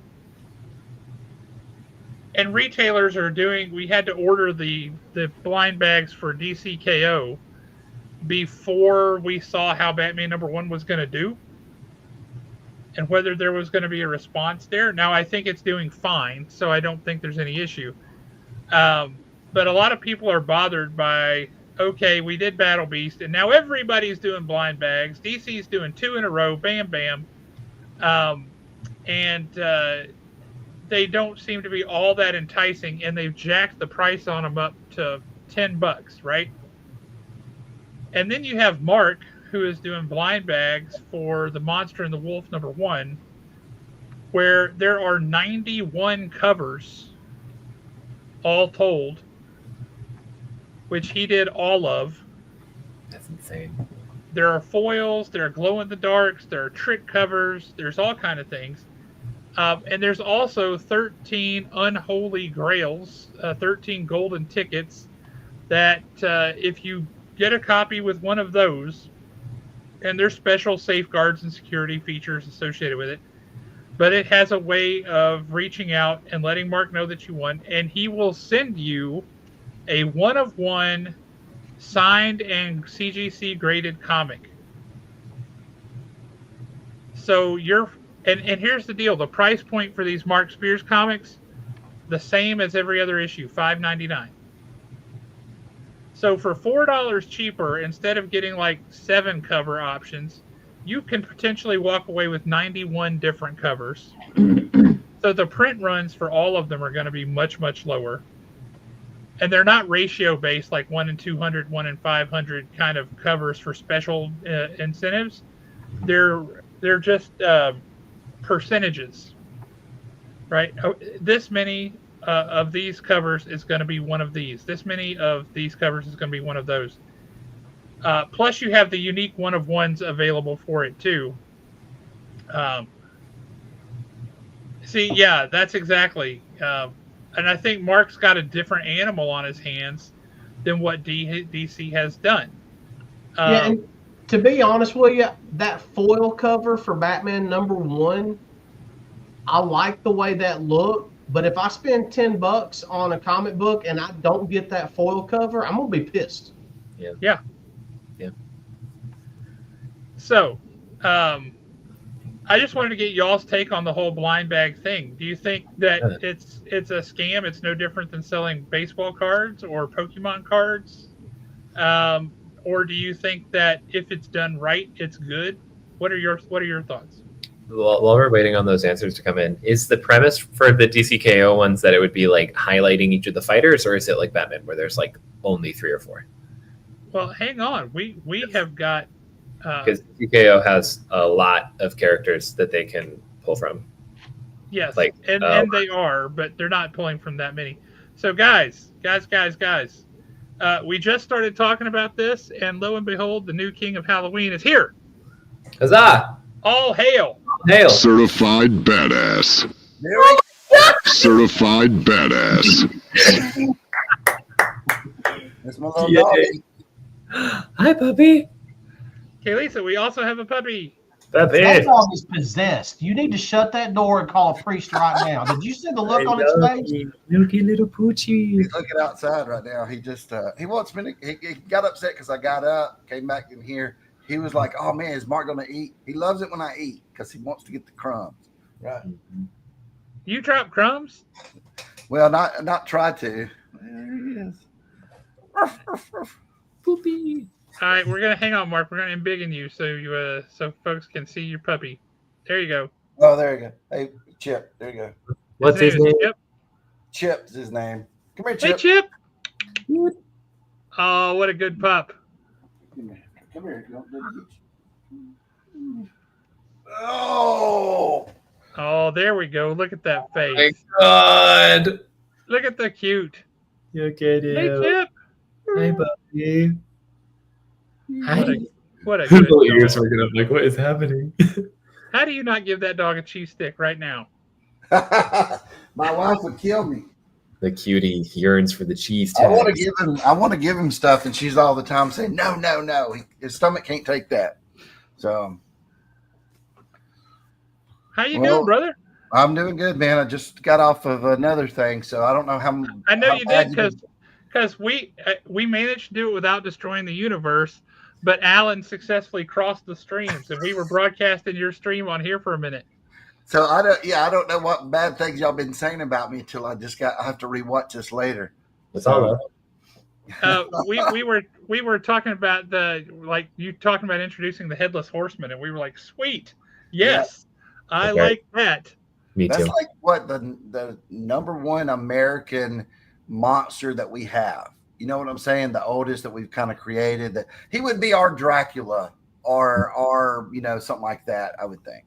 Now, if you went like Native American stuff, you can pull from a lot of their skinwalkers and the Wendigo and things like that, and you could get some pretty creepy stuff. And then there's, of course, Bigfoot, Abominable Snowman, and all that kind of stuff. So, yeah, I could keep monsters going for about 1,000 issues, I think, with all the characters that I have at disposal. So let's talk for a second. We had just started talking about blind bags. And there's a lot of, I can say this without getting myself into trouble, I think. On a lot of the retailer forums, there's a lot of complaining about blind bag craze all of a sudden. And a lot of the frustration is really focused on DC because they have the blind bags for Batman #1 coming out right after you have the blind bags having to place orders at final order cutoff for DC KO. Oh, and KO comes out the same day. Monsters will come out. Right. Monsters of the World. So. But you had to place orders for DC KO before you had any idea whether they were going to sell. Yeah. Right. So there's a lot of frustration there. But the other frustration is the cover options are not real diverse. Now, they're more so for DC KO than they are for Batman. But they're not real diverse. And then they jack the price on them up to $10. They're $9.99. That's really so. That I thought that really helped us because one, we're $5.99. Another thing that we did, which so I guess DC looked at Battle Beast and said, let's duplicate that formula. What where you put open order books and a blind bag and your incentives and your exclusives and all that. We have the blind bag. There is no cover 1A. It's in the blind bag, right? So you don't have an open order book. The only exclusive we're doing is that I did an exclusive, which I only announced today. No, on that Discord. Oh, I haven't even seen it. Yeah. I'm going to do an exclusive, and it's going to be a 3D exclusive with the old 3D glasses. No, get out on the cover. And the only reason I'm doing that is because I couldn't include it in the blind bag. Because if I did with the glasses would be a dead giveaway. They would fill them, even if you put it inside the book, right? They would wait. I feel the glasses. Don't open this one, and they'd chunk it. So I've got those coming, and I've got custom glasses for it, and I'll release them at some point. I don't know when. That's the only exclusive. So. That would be a good one to have at a midnight release party at a small store in Madison. Everybody.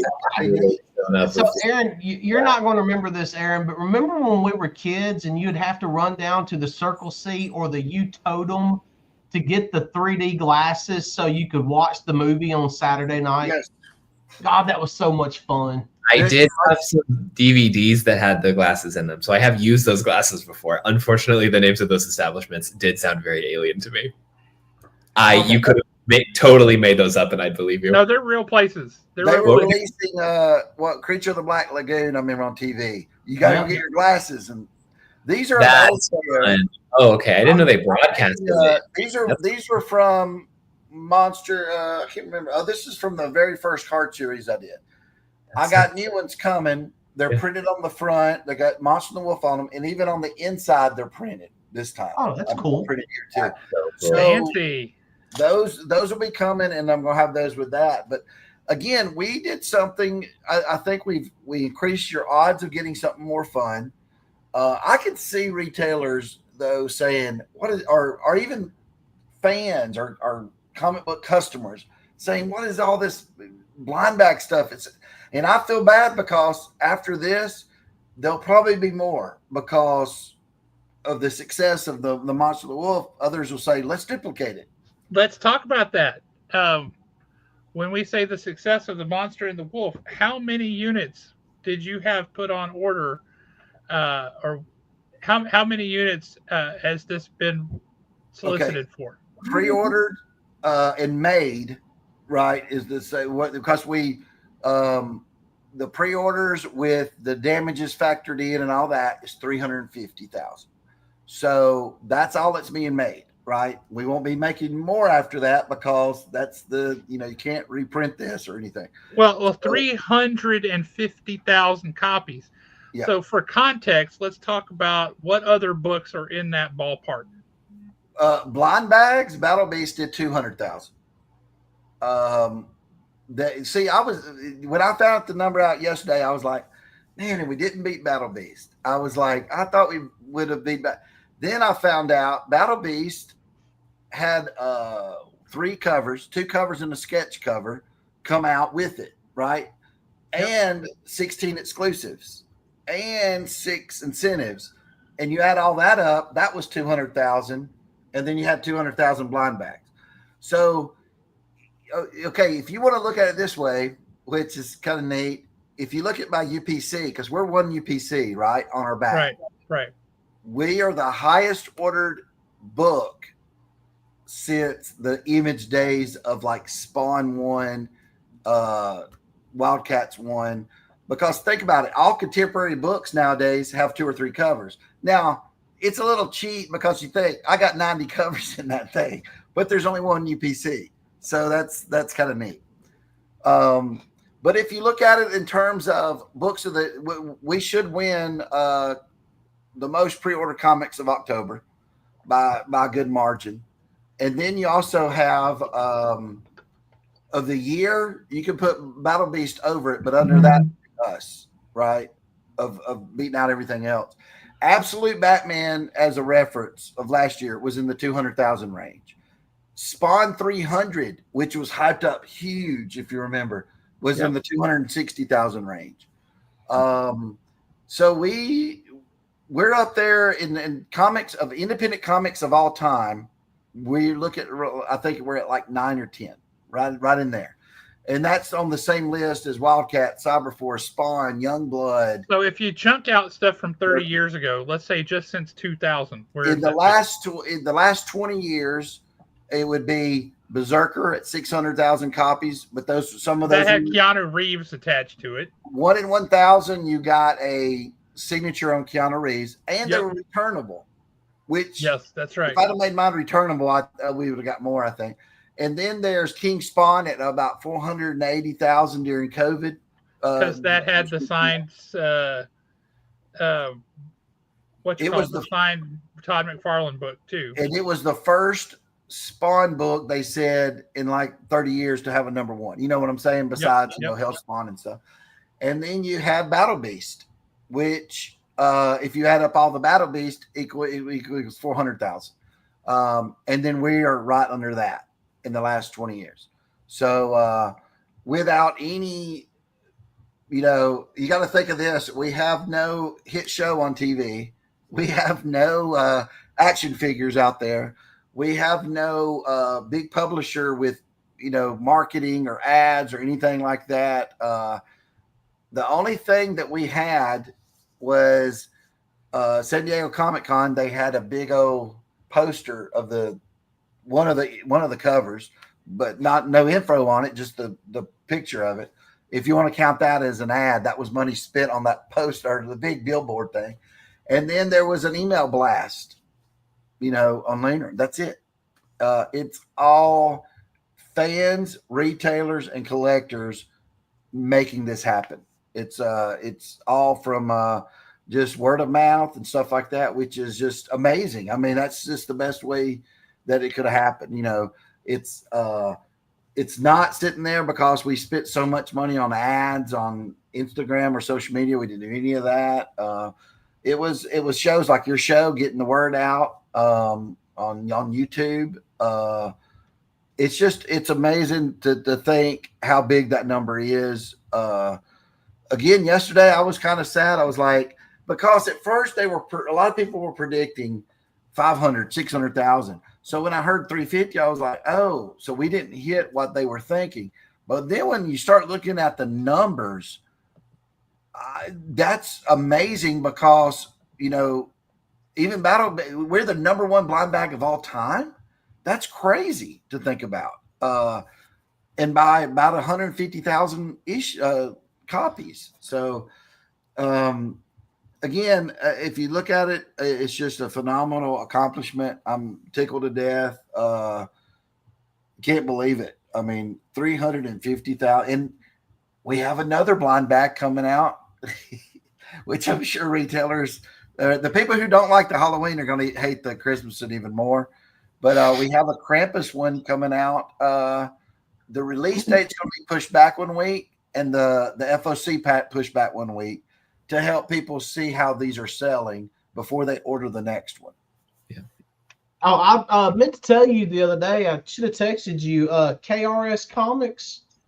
Yeah. I'm on their email list, and they have got the Krampus blind bag all over their email list right now. Awesome. They're just pumping it out to everybody on it. I still think you have to have a cover, and I'm talking like an old EC horror type cover. Oh yeah, of grandma with a couple of like sled tracks across her. Oh, I told Melissa about it. I said we're doing a grandma got run over by a reindeer cover. Definitely. You have to. Oh my God. That's why I think I'm going to have even more fun with it, because there's so many cool things like that you can do centered around Christmas. So I think it's going to be awesome. And again, what Alan was saying, that's what did this. I mean, right after the Halloween was announced, you would go on Instagram and Facebook, and I would see ads, but it was from the like Golden Apple or another. So they got the word out. That's just what's amazing here is it was 3 groups: the collectors, just the regular casual fans, and the retailers made this happen. And I can't associate it with anything else besides something like Turtles or something. This is so interesting. It's like organic. Yeah, it's organic. It's so organic.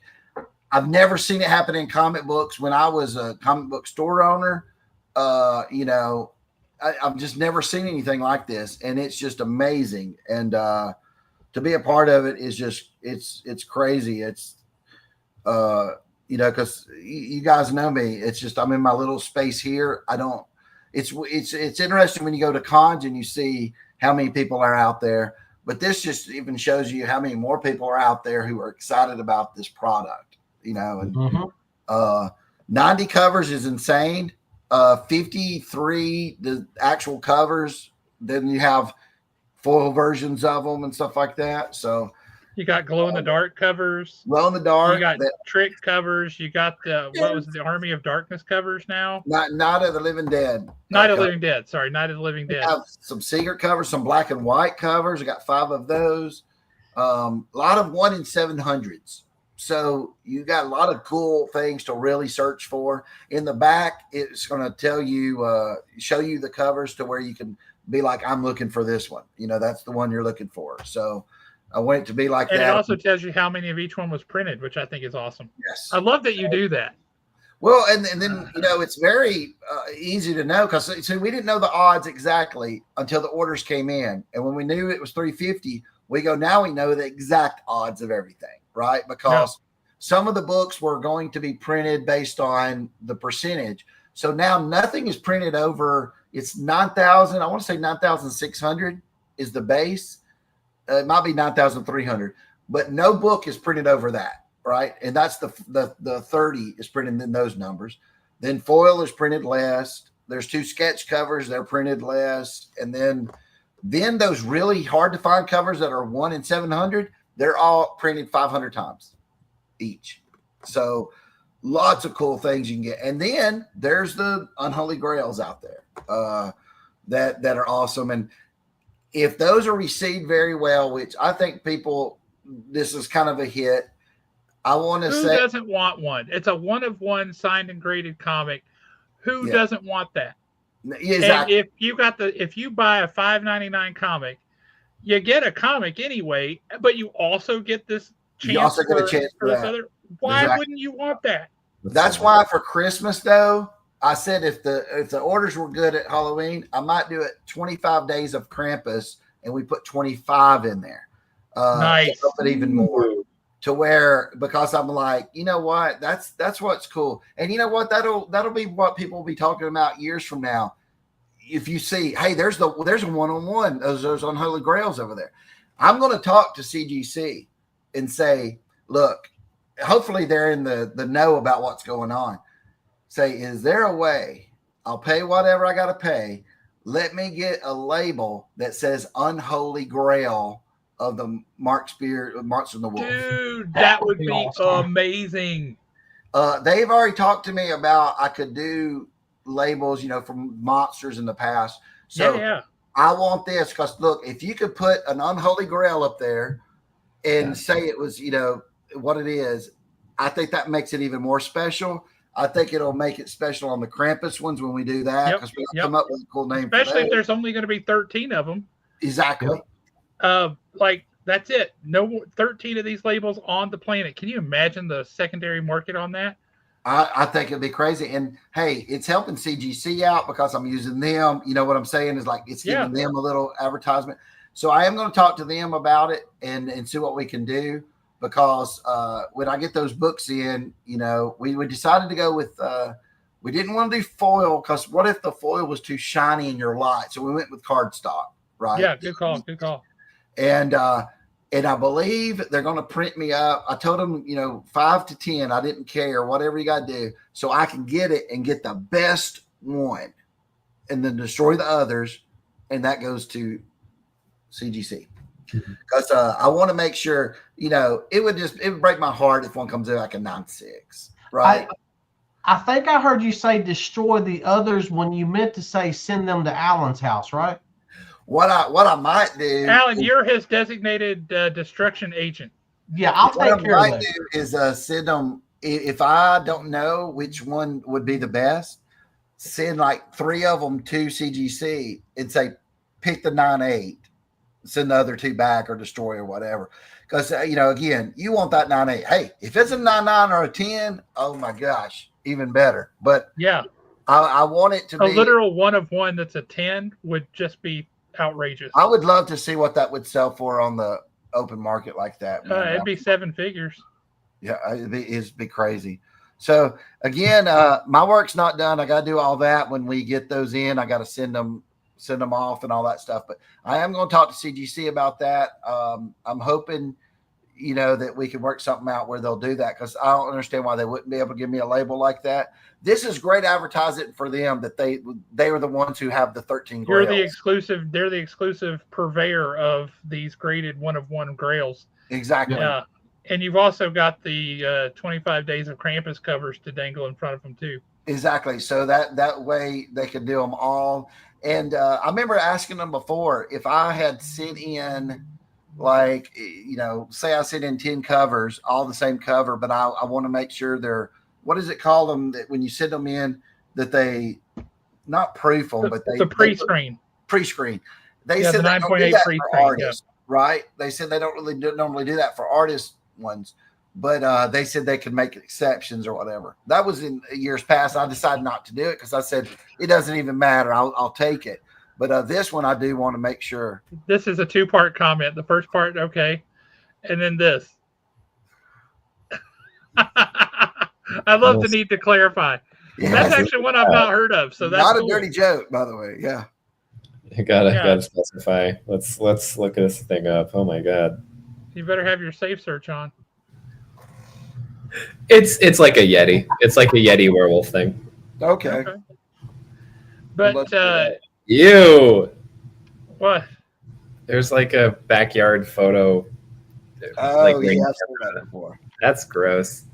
So I like this one where it's like a wolfish Sasquatch. No, I like it. So where's the one shot 300 and 50,000. Wait, last sighted near New Hope, Alabama. Man, that was just you, Mark. What were you? What were you doing outside in the dark when those I showed am on? very pale. I don't. I weigh more than what that guy did, though. But I would love to see that one shot. I would love to see that one shot. That'd be so good. But so $350,000, no matter which way you slice, or copies rather, no matter which way you slice it, that is top 10 biggest order for any independent comic book ever. Yeah. Ever. Ever. In the history of ever. Congratulations, sir. How freaking awesome is that? That's cool, man. Because I wanted to do something big enough to where, because there's doubters, haters, and stuff out there. You know, a big group. But there's got to be a big group of people who hate anything that's popular with people. Exactly. Because they're just contrarians, right? They hate whatever's popular. There's always that group. But besides those guys, because you can't really care what they think. There's a lot of people in the industry who just ignore me, if you get what I'm saying. Like I'm talking about other publishers. Yeah. Here's the thing. You would think having a successful top 50 book all year, someone would reach out and say, "You got any other stuff? What's your next thing you're gonna do? Once you look at doing it over here?" Zero. I got zero offers on anything else. They don't ask. You would think someone would say, "Hey, Mark, even just for the, I don't know, just to cash in on things. Hey, Mark, you want to write? If you're busy drawing, you want to write something for us, just one issue, just to capitalize in on something." Nope, zero. That shocked me. Even doing artwork, I get asked for some covers, but interiors, DC had one time asked me about doing a Green Lantern interiors, but I wouldn't be able to write it, they said. And I told them I didn't have the time. But other than that, nobody in the industry's asked me to do interior work. And then no one's asked. I'm one for, I don't know how many I sent out there. One publisher agreed to publish me. That was Keenspot. Every other publisher to this day has said no to not just Monsters. I've sent about 10 other pitches, right? Even after Monsters came out, because I was sitting there going, "Oh, I got this other idea for this or that," and they always said no. So, I think it was Mad Cave, which is funny. After Monsters already came out for about 2 months, they had wrote and said, "Hey, we're just finally getting to this. Now we're going to pass." And it was for another comic. But at that time, Monsters was doing really well, right? It looks like you would say, "Let's talk about it." But no. So, again, it's just, this is nice because those other people that ignore what's going on, because I've heard it, it's a fluke. It doesn't matter, whatever. They can't keep ignoring it because it's such a ground base of fans that really enjoy my work. And so that's just nice. I can't say it's not. It's just nice that, they got to wake up. They're going to know one day, they're going to look and say, "What? Man, we could have hired him over here." If you look at it, though, it's one of those things where maybe you didn't know that's what you needed, right? But what you got is this totally organic success that nobody else can claim. Nobody else can say, "Well, he succeeded because of us." Yeah, they can't say, "Oh, it's because it was an image," or "Oh, it's because of the Boom's ad machine or marketing or something," right? Yeah, you've had no marketing. And you know what? Outside of your own hustle. Exactly. And where I fell, the slot that I went into at Keenspot, I got to hand it to Chris over there. When I went to him with the blind bag idea, I said, I even mentioned it before there was ever a Battle Beast blind bag. I had said I wouldn't mind doing something like that because I know what trading cards, how to do that. Yep. And he said, "Hey, I wouldn't mind doing something like that." Well, when it finally, I was putting it in my head around May or April, I was like, "Hey, for Monster and the Wolf, that's a great time to do it. It's going to be a #1 issue. We could have it come out at Halloween." And I went to him with it, and he said, "Look, we've never done anything like that before. Our printer says they've never done anything like that." He went and found the printer who can do them. He went and found DC's printer who does their blind bags. And then when I said, "Look, because they're, you would think the publisher is the guy who's gonna pitch pennies, right? Oh man, we don't want to do that. I told him, I said, I don't want it to be like a 1 in 1,000 or whatever to get a foil, or a 1 in, whatever. I want it to be to where it's challenging but very easy. And I said, how about like 1 in 14? And he's like, we could do it. He says, we can do whatever you want. Then I said, let's keep the price down, $5.99. He goes, I'm up for it. I mean, hey, that could have cost them money. They could have said, no, Mark, we got to pay for the bag. We got to pay for those foils. Let's do it $9.99. Never once said that we got to raise the price. So he let me do, and look, I thought it was going to be hard to get him to let me do that many covers. So I asked it originally, I said, can we do 10 covers? He goes, yeah, we could do that. And then I just kept adding covers until he had to do the lunar solicits. And I said, you know what? Let's just make it, say there's 30 and 70 all together.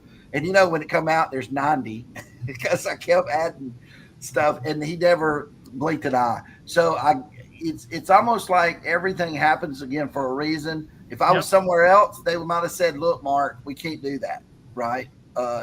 It would cost too much money, or we lose too much money doing it this way or that way. And I wanted to do it the way I wanted to do it because I know that the fans and the retailers and the collectors would love it this way. And it all worked. So it's nice. And again, it's unbelievable that I made history in comic books. That's just like, how freaking cool is that? It's just the coolest thing. I'm so happy for you, because that's amazing. It's absolutely amazing. 350,000 copies in this day and age. That's for comic books these days. That's like Harry Potter numbers. Did you know that Youngblood #1 original pre-orders were 350,000? Youngblood #1, right? And that was at the height of comics, with people buying multiple covers and all that. Right. It got up to 1 million with pre-orders, and then probably more orders after the pre-orders. I don't know how things worked back then, but I remember reading in newspaper articles, it said, Youngblood, 350,000 pre-orders. And I'm like, wait, didn't that do 1 million? But it did. I think after all this said and done, it did 1 million, because it was so popular, and it was one cover, right? Again, it did a phenomenal. But just to grasp what 350,000 copies is, I can't remember if Absolute Batman didn't hit that. Spawn didn't even hit it. I can't recall. So this is great to have this like midnight release with it when people you didn't have Trophy Magnet. So I was wanting some big event to go with this, like the Harry Potter books, and I think it's going to be. I think it's going to be something that people can look at and say, "This was fun. This was a neat event." And if it all goes well, and people really love it, I'm good with doing less covers next year during the year, and we pull it back out again at Halloween, and we do another Halloween blind bag part 2. I think people, if they like it this year, they would like it again next year. And I could do that. I could cut back on my covers and save them up for the Halloween release. So that would be phenomenal to be known as like, oh, it's Halloween time. We got this coming out. Halloween. Yeah. Yeah, that would be pretty cool. That's fantastic. I love it. So speaking about making it an event, making it a memorable release, making it an experience for people. We talked about last week doing like midnight release and things like that. And I sent you that thing that Jen King made for her store in Houston. Shout out to Jen King at Space Cadets Collection in Houston, Texas. She made up an invite. She's doing a monster prom. She's calling it the Monster Mash. And she made this invite that was really cool. And she also didn't put any branding on it so that other stores could use it, which I thought was really sweet of her. Really, really sweet of her. So that was really great. But we're looking forward to doing it. We haven't done a midnight release since There was a book.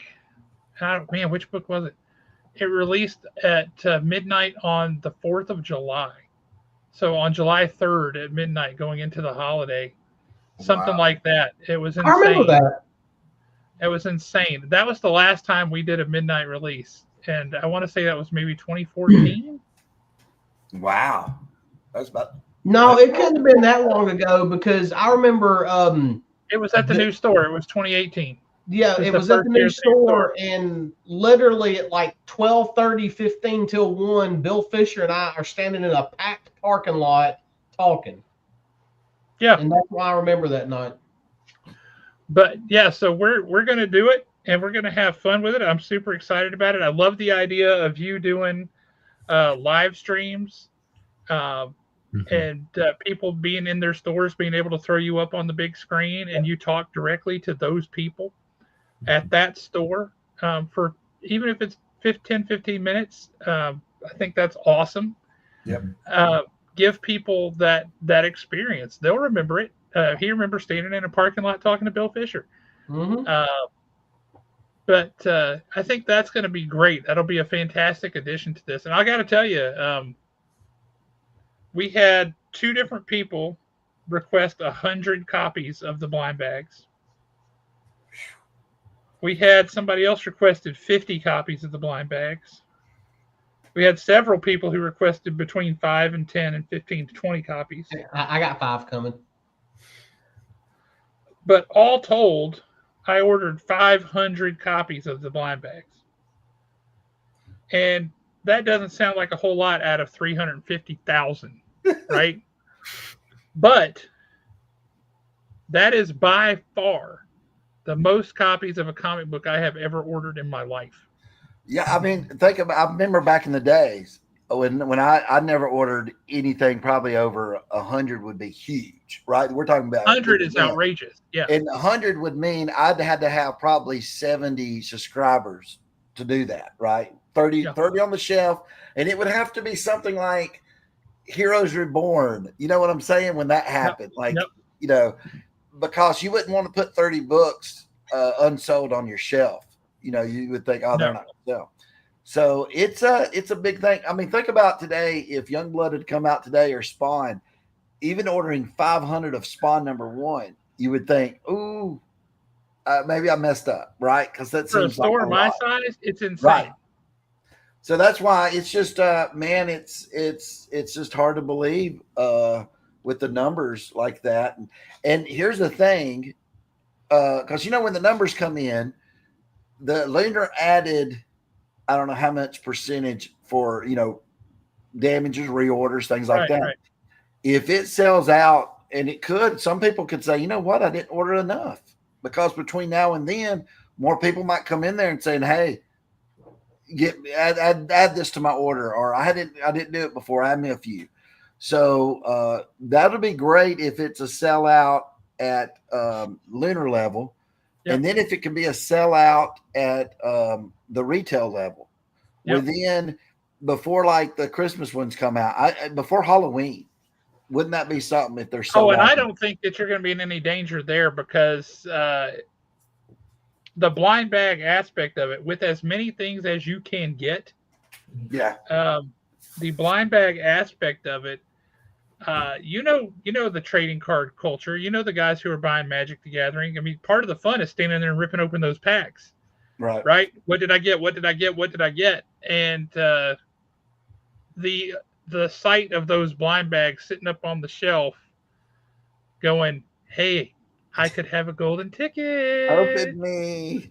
Right. I might have a golden ticket in here. You better open me. That's one thing. The other thing is your blind bags are visually appealing as opposed to the DC ones, which are extremely minimalist. Yeah. Black with the blue print. I had a hard time doing I think the Christmas one, I had showed you a couple of different versions of it. The Halloween one was easier. Christmas was harder because I didn't know because I like retro, right? So the Halloween one was easy kind of to do, a retro throwback. But doing the Christmas one was a little harder because I wanted to give it a little bit of horror element to it. So that's why I put like a Krampus kind of Santa Claus on there. But that was a little tougher to do. But I tell you, I love the design of the way the Halloween blind bag looks. Yep. I could see them being in people's collection, never opened, and just be. I don't think so. There might be some, but I don't think so. I think those are going to get opened because if you left that sitting on your shelf unopened and you had one of those grails, Yeah. You kick yourself for the rest of your life. Yeah, because that grail, like you said, if the grail, hopefully it'll be a 9/8 and it's a 1 of 1 like that signed. I'll do a little sketch on there too, to make sure it gets everything that you could check off, right? So it'll say sign and sketch. Signed and remarked by, yeah. Yeah. Maybe I put on the back a remark or something wherever I can do it where it's enough space. So, dude, I would like to see what they go for. Someone's going to get one of the 13 and put it on eBay. So they're going to be like, I need a new kidney. I'm going to I'm going to sell this. It'll be and then you just facilitated that dude getting a new kidney. Right. So it'll be so interesting to see what it sells for when it comes out. Heck, I wouldn't mind owning one. I might even have to bid on that when it's on it because I would love to know that I owned one of them. But I keep paying some astronomical numbers. Is it still on pace for October 8th or have they pushed it? It's October 8th. It's the same weekend as New York Comic Con, which I think is probably good because that'll be a whole other level up there on its own. Pushing the marketing. Yep. I heard that will raise the price. So, you're getting them in on that Wednesday. They're $5.99. Yep. I hear after New York Comic Con, they'll be selling online for above cover price, even in the bag. Oh, I'm sure. So then it's like, oh, well, I could sell a few of these on eBay or whatever if they're already selling above what they're supposed to be. So that'll be interesting to see what all works out there because of the timing of all that. What is really weird, though, is the DCKO happens exact same day. And you have some covers in that, too. And I have a dark side cover. That dark side cover looks pretty sweet, I have to say. I saw the Batman gold cover today. Someone posted one. And now I'm sitting there going, oh, wow, the dark side's going to look like that. It's just gold and black. So I can't wait for that either. I can't wait to see that one. But I do think we're going to overshadow. It's almost like when two movies come out the same weekend. If I was DC, yes. I'd move it back. I would move mine back. If I was DC, I'd move theirs to 2 more weeks, right? Let the Mark Spears go through a couple of weeks. Then have the KO hit. I thought it was going to hit the week of Halloween or something, like the end of the month. But for the 8th, I think it's just not going to do as well. Of course, the numbers have already been done, so it really doesn't matter when it comes out now. Stores already ordered it. But like you said, they had to order before the Batman blind bags came out and saw what those were going to be like. Yep. That's one reason I wanted to push Krampus back a week because I was like, smart. I want retailers to know before they order. And you know what? This is Keen Spot. I wasn't going to do this originally. When the book first came out, Monsters, Keen Spot said, look, I think we should do it every other month because they've done things like this in the past. And they said, we want a retailer to have it in their hands, sell it before they order number 2. And because, again, you're doing it because there is no marketing or anything for it. There's not a big name attached to it. It was just me. That worked because they saw how quick number 1 sold. Number 2, it was 14,000 orders. Yep. And that worked. So Keen Spot had already done stuff like that before. So I remember I talked to you guys and said, I'm going to go over there and get it pushed back. And I think it's the best thing because now you don't have a whole week, but you have till the next Monday. So you might sell, like Jen having that big event, even you with your event, y'all might sell half or more first week. Then you go, okay, I can see what they're pulling. Mark did pretty good on this. I'm going to order the Krampus. And if I fail miserably, Krampus will not have good numbers. So hopefully everything comes off without a hitch, and it's great. So. Well, you come here and we offer a lot of wisdom and sage advice. That's what we're known for. I wouldn't go that far. Aaron is meditating. Well, this is the first time ever on Marshall the Wolf when you open it up. Josh's name is there as an editor because Josh saved me on the what do you call it? Grammar. I don't like commas at all, right, Josh? I hate you like them, but you don't always put them in the right spot.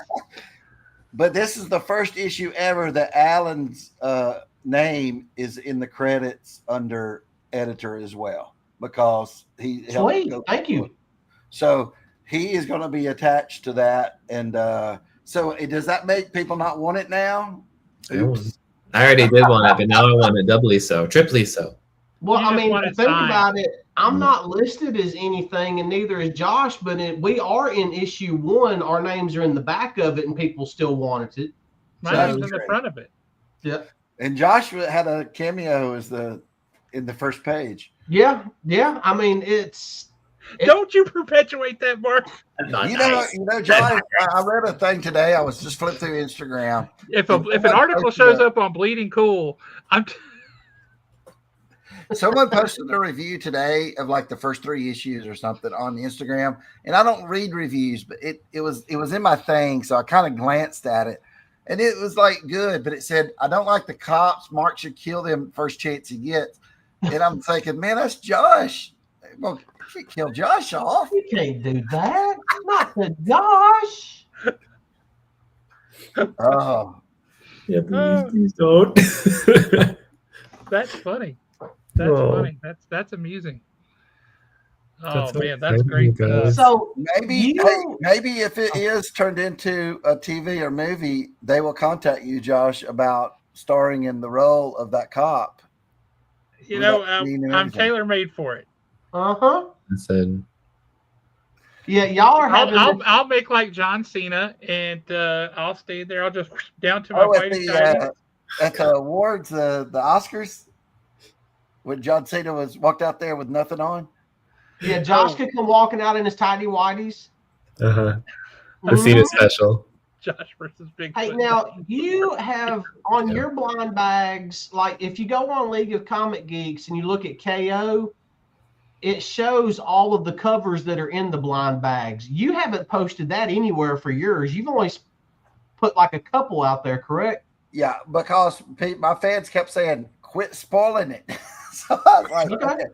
Well, what I did in the back was this, because there was some debate. Me and Keen Spot went back and forth, and we finally decided to do this. Of course, they're in the back. At one time, I was going to blacken some of them, right, where it was just a question mark. But then I was thinking, what if you look back at this 6 months or a year from now, you really want to look at those issues and see everything in the back, so you can see what you missed. So I said, let's put everything in there. Of course, the numbers and all that and the odds. I think the odds, they might have had to just do a QR code so they can go online and see it. But on that, I was thinking if that's better, because say not one, Alan opens one up and then he looks in the back and goes, oh, but this is the one. Man, I got to have this one. Give me 10 more bags, right? You got to know what's out there. If you don't, and then you keep opening them up and say, I don't like what I'm getting here or something. You want to see kind of what you're searching for.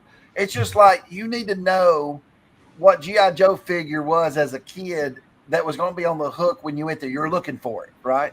Yep. So I'm creating that on there. We will not release them up until that night. Well, or unless somebody spoils it, which you know how that is. But it's all in the back.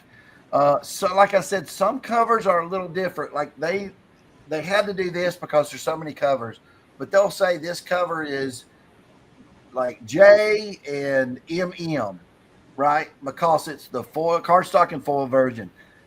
It's a little bit of a cheat though, because some of them look a little different. Like I said, there's like the Chamber of Chills homage looks one way for cardstock.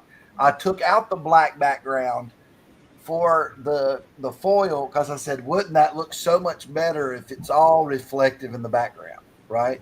So there's some that I did that. All the ones that are distressed in cardstock, I took the distressed off of the foil. Right. So there's a little bit of variations in there. But yeah, you'll be able to look at that night or whenever they're exposed to the world, which I'm sure somebody's going to spoil it, and you'll be able to see all the covers. You can't see the Unholy Grails, though. Those are kept secret. They're not in the back of the book.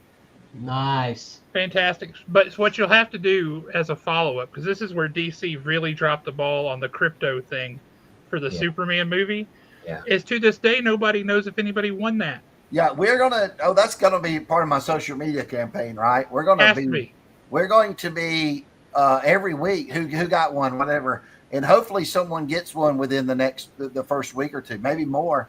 But we're going to have it. And I don't know if we show it. I might have to talk to the person saying, hey, are you cool with me going ahead and showing what you won or something like that?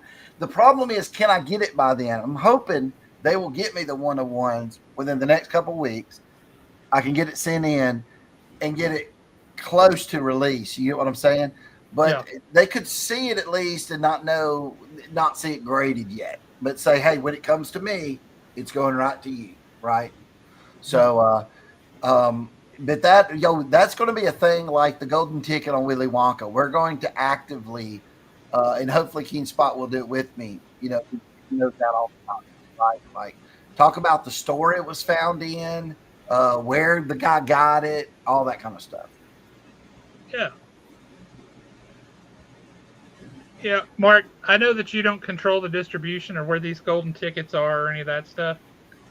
But we'll be okay if we only get 12 of the 13. Wouldn't it be something if y'all get one there? Dude, like, I would flip out. I would flip out. Hey, are the golden tickets themselves, are they numbered? The back of it has a 9-digit number that's unique to that ticket. So I have all 13 numbers, right? So you couldn't just say you get one and Josh sees that you got it and says, well, I'll just go and copy this and get one too. No, you wouldn't know the 9-digit number. They're different. Every 9-digit number was different. Gotcha. So I guess what I'm getting at is, say Aaron goes to the local comic book shop where he's at and he picks one up and opens it, and let's just say the golden ticket is in there. It won't say like 1 of 12 or 1 of 13, 2 of 13, 3 of 13. No. It'll just have the code on the back of it. Okay, because I just thought it would be cool if somebody could actually say they got the 13th ticket. Well, they will if it happens on a different day. You get what I'm saying? Yeah. If all 12 have been found, then we're saying we're looking for the 13th. What I'll do is, I haven't done it yet, but I got the codes on one side, and then I'm going to go and put. So all the covers have already been submitted, for printing, but they're called like UG1, UG2, right? Unholy Grail 1, 2, and all that. And randomly, I'm going to put those to that, right? I'll just go down at 1, 2, 3, 4, 5. So I won't even know what they've won until so if Alan pulls one and it's actually number 7 on the list, I match it up over here and that's the one he got. You get what I'm saying? So it ain't like you won one and I go pick you out one. You actually get the one that was designated for that code. No, that's cool. That's a really good system. I like that. Yeah, they're cool covers. I made sure they're all like unique. They're still one-of-ones of what's in the Monster of the Wolf, except one of them. One of them is a kind of a surprise, but they're all going to be neat. They're colored, so they'll be a one-of-one. And that's another reason I want to talk to CGC. I want on that label, not only even if they can't give me a 13 Unholy Grails label, I want them to at least put that this book is a 1-of-1. No more out there. Yep. But I think if I flash some money their way, say, get me an 13 Unholy Grails label. I just think it works for everybody. It works for them that they did this event thing, and even like I said, if I had to pay more, I don't care. It would look awesome to say this is one of the 13 Unholy Grails. Yeah, it would. It would. Well, man, thank you for coming on to talk about your orders, all the cool stuff that happened there. Aaron, as always, thank you for jumping on. We have run late, and I'm getting the signal that it's time to shut up here at the house. So, guys, we're going to go ahead and sign off. But if you did not pre-order any copies of Monster and the Wolf #1, shame on you. But it doesn't mean it's too late to get them. Because stores like us, we ordered a lot extra. So come to our midnight event, pick you up a handful of copies, see what you want. Yep. And a slight little shameless promotion. Pivot your screen once the stream ends because Peacemaker Episode 3 is streaming right now. It came out while we were there. Jump over there, and when you get to the end, go through the credits, and you will see the name Aaron Michaels in the credits for Peacemaker, and that is Aaron sitting right there. Also, for re-emphasis, if you have small children, please don't let them see it. This is our most violent episode that we have ever done. They should not be watching Peacemaker, period. They should not be watching Is this the Peacemaker. episode where You should. Crypto- Your kid should not. Is this the episode where Crypto eats fried bird? No, Crypto's not in it. I wish. That'd be fun. Bucket list. This is a very violent episode, though. Like, that's not a joke. Like, it really is. Like, No doubt. Yeah. All right. Well, thanks everybody for an awesome night. Thanks for sticking around, and we will catch you guys next time. Bye, guys.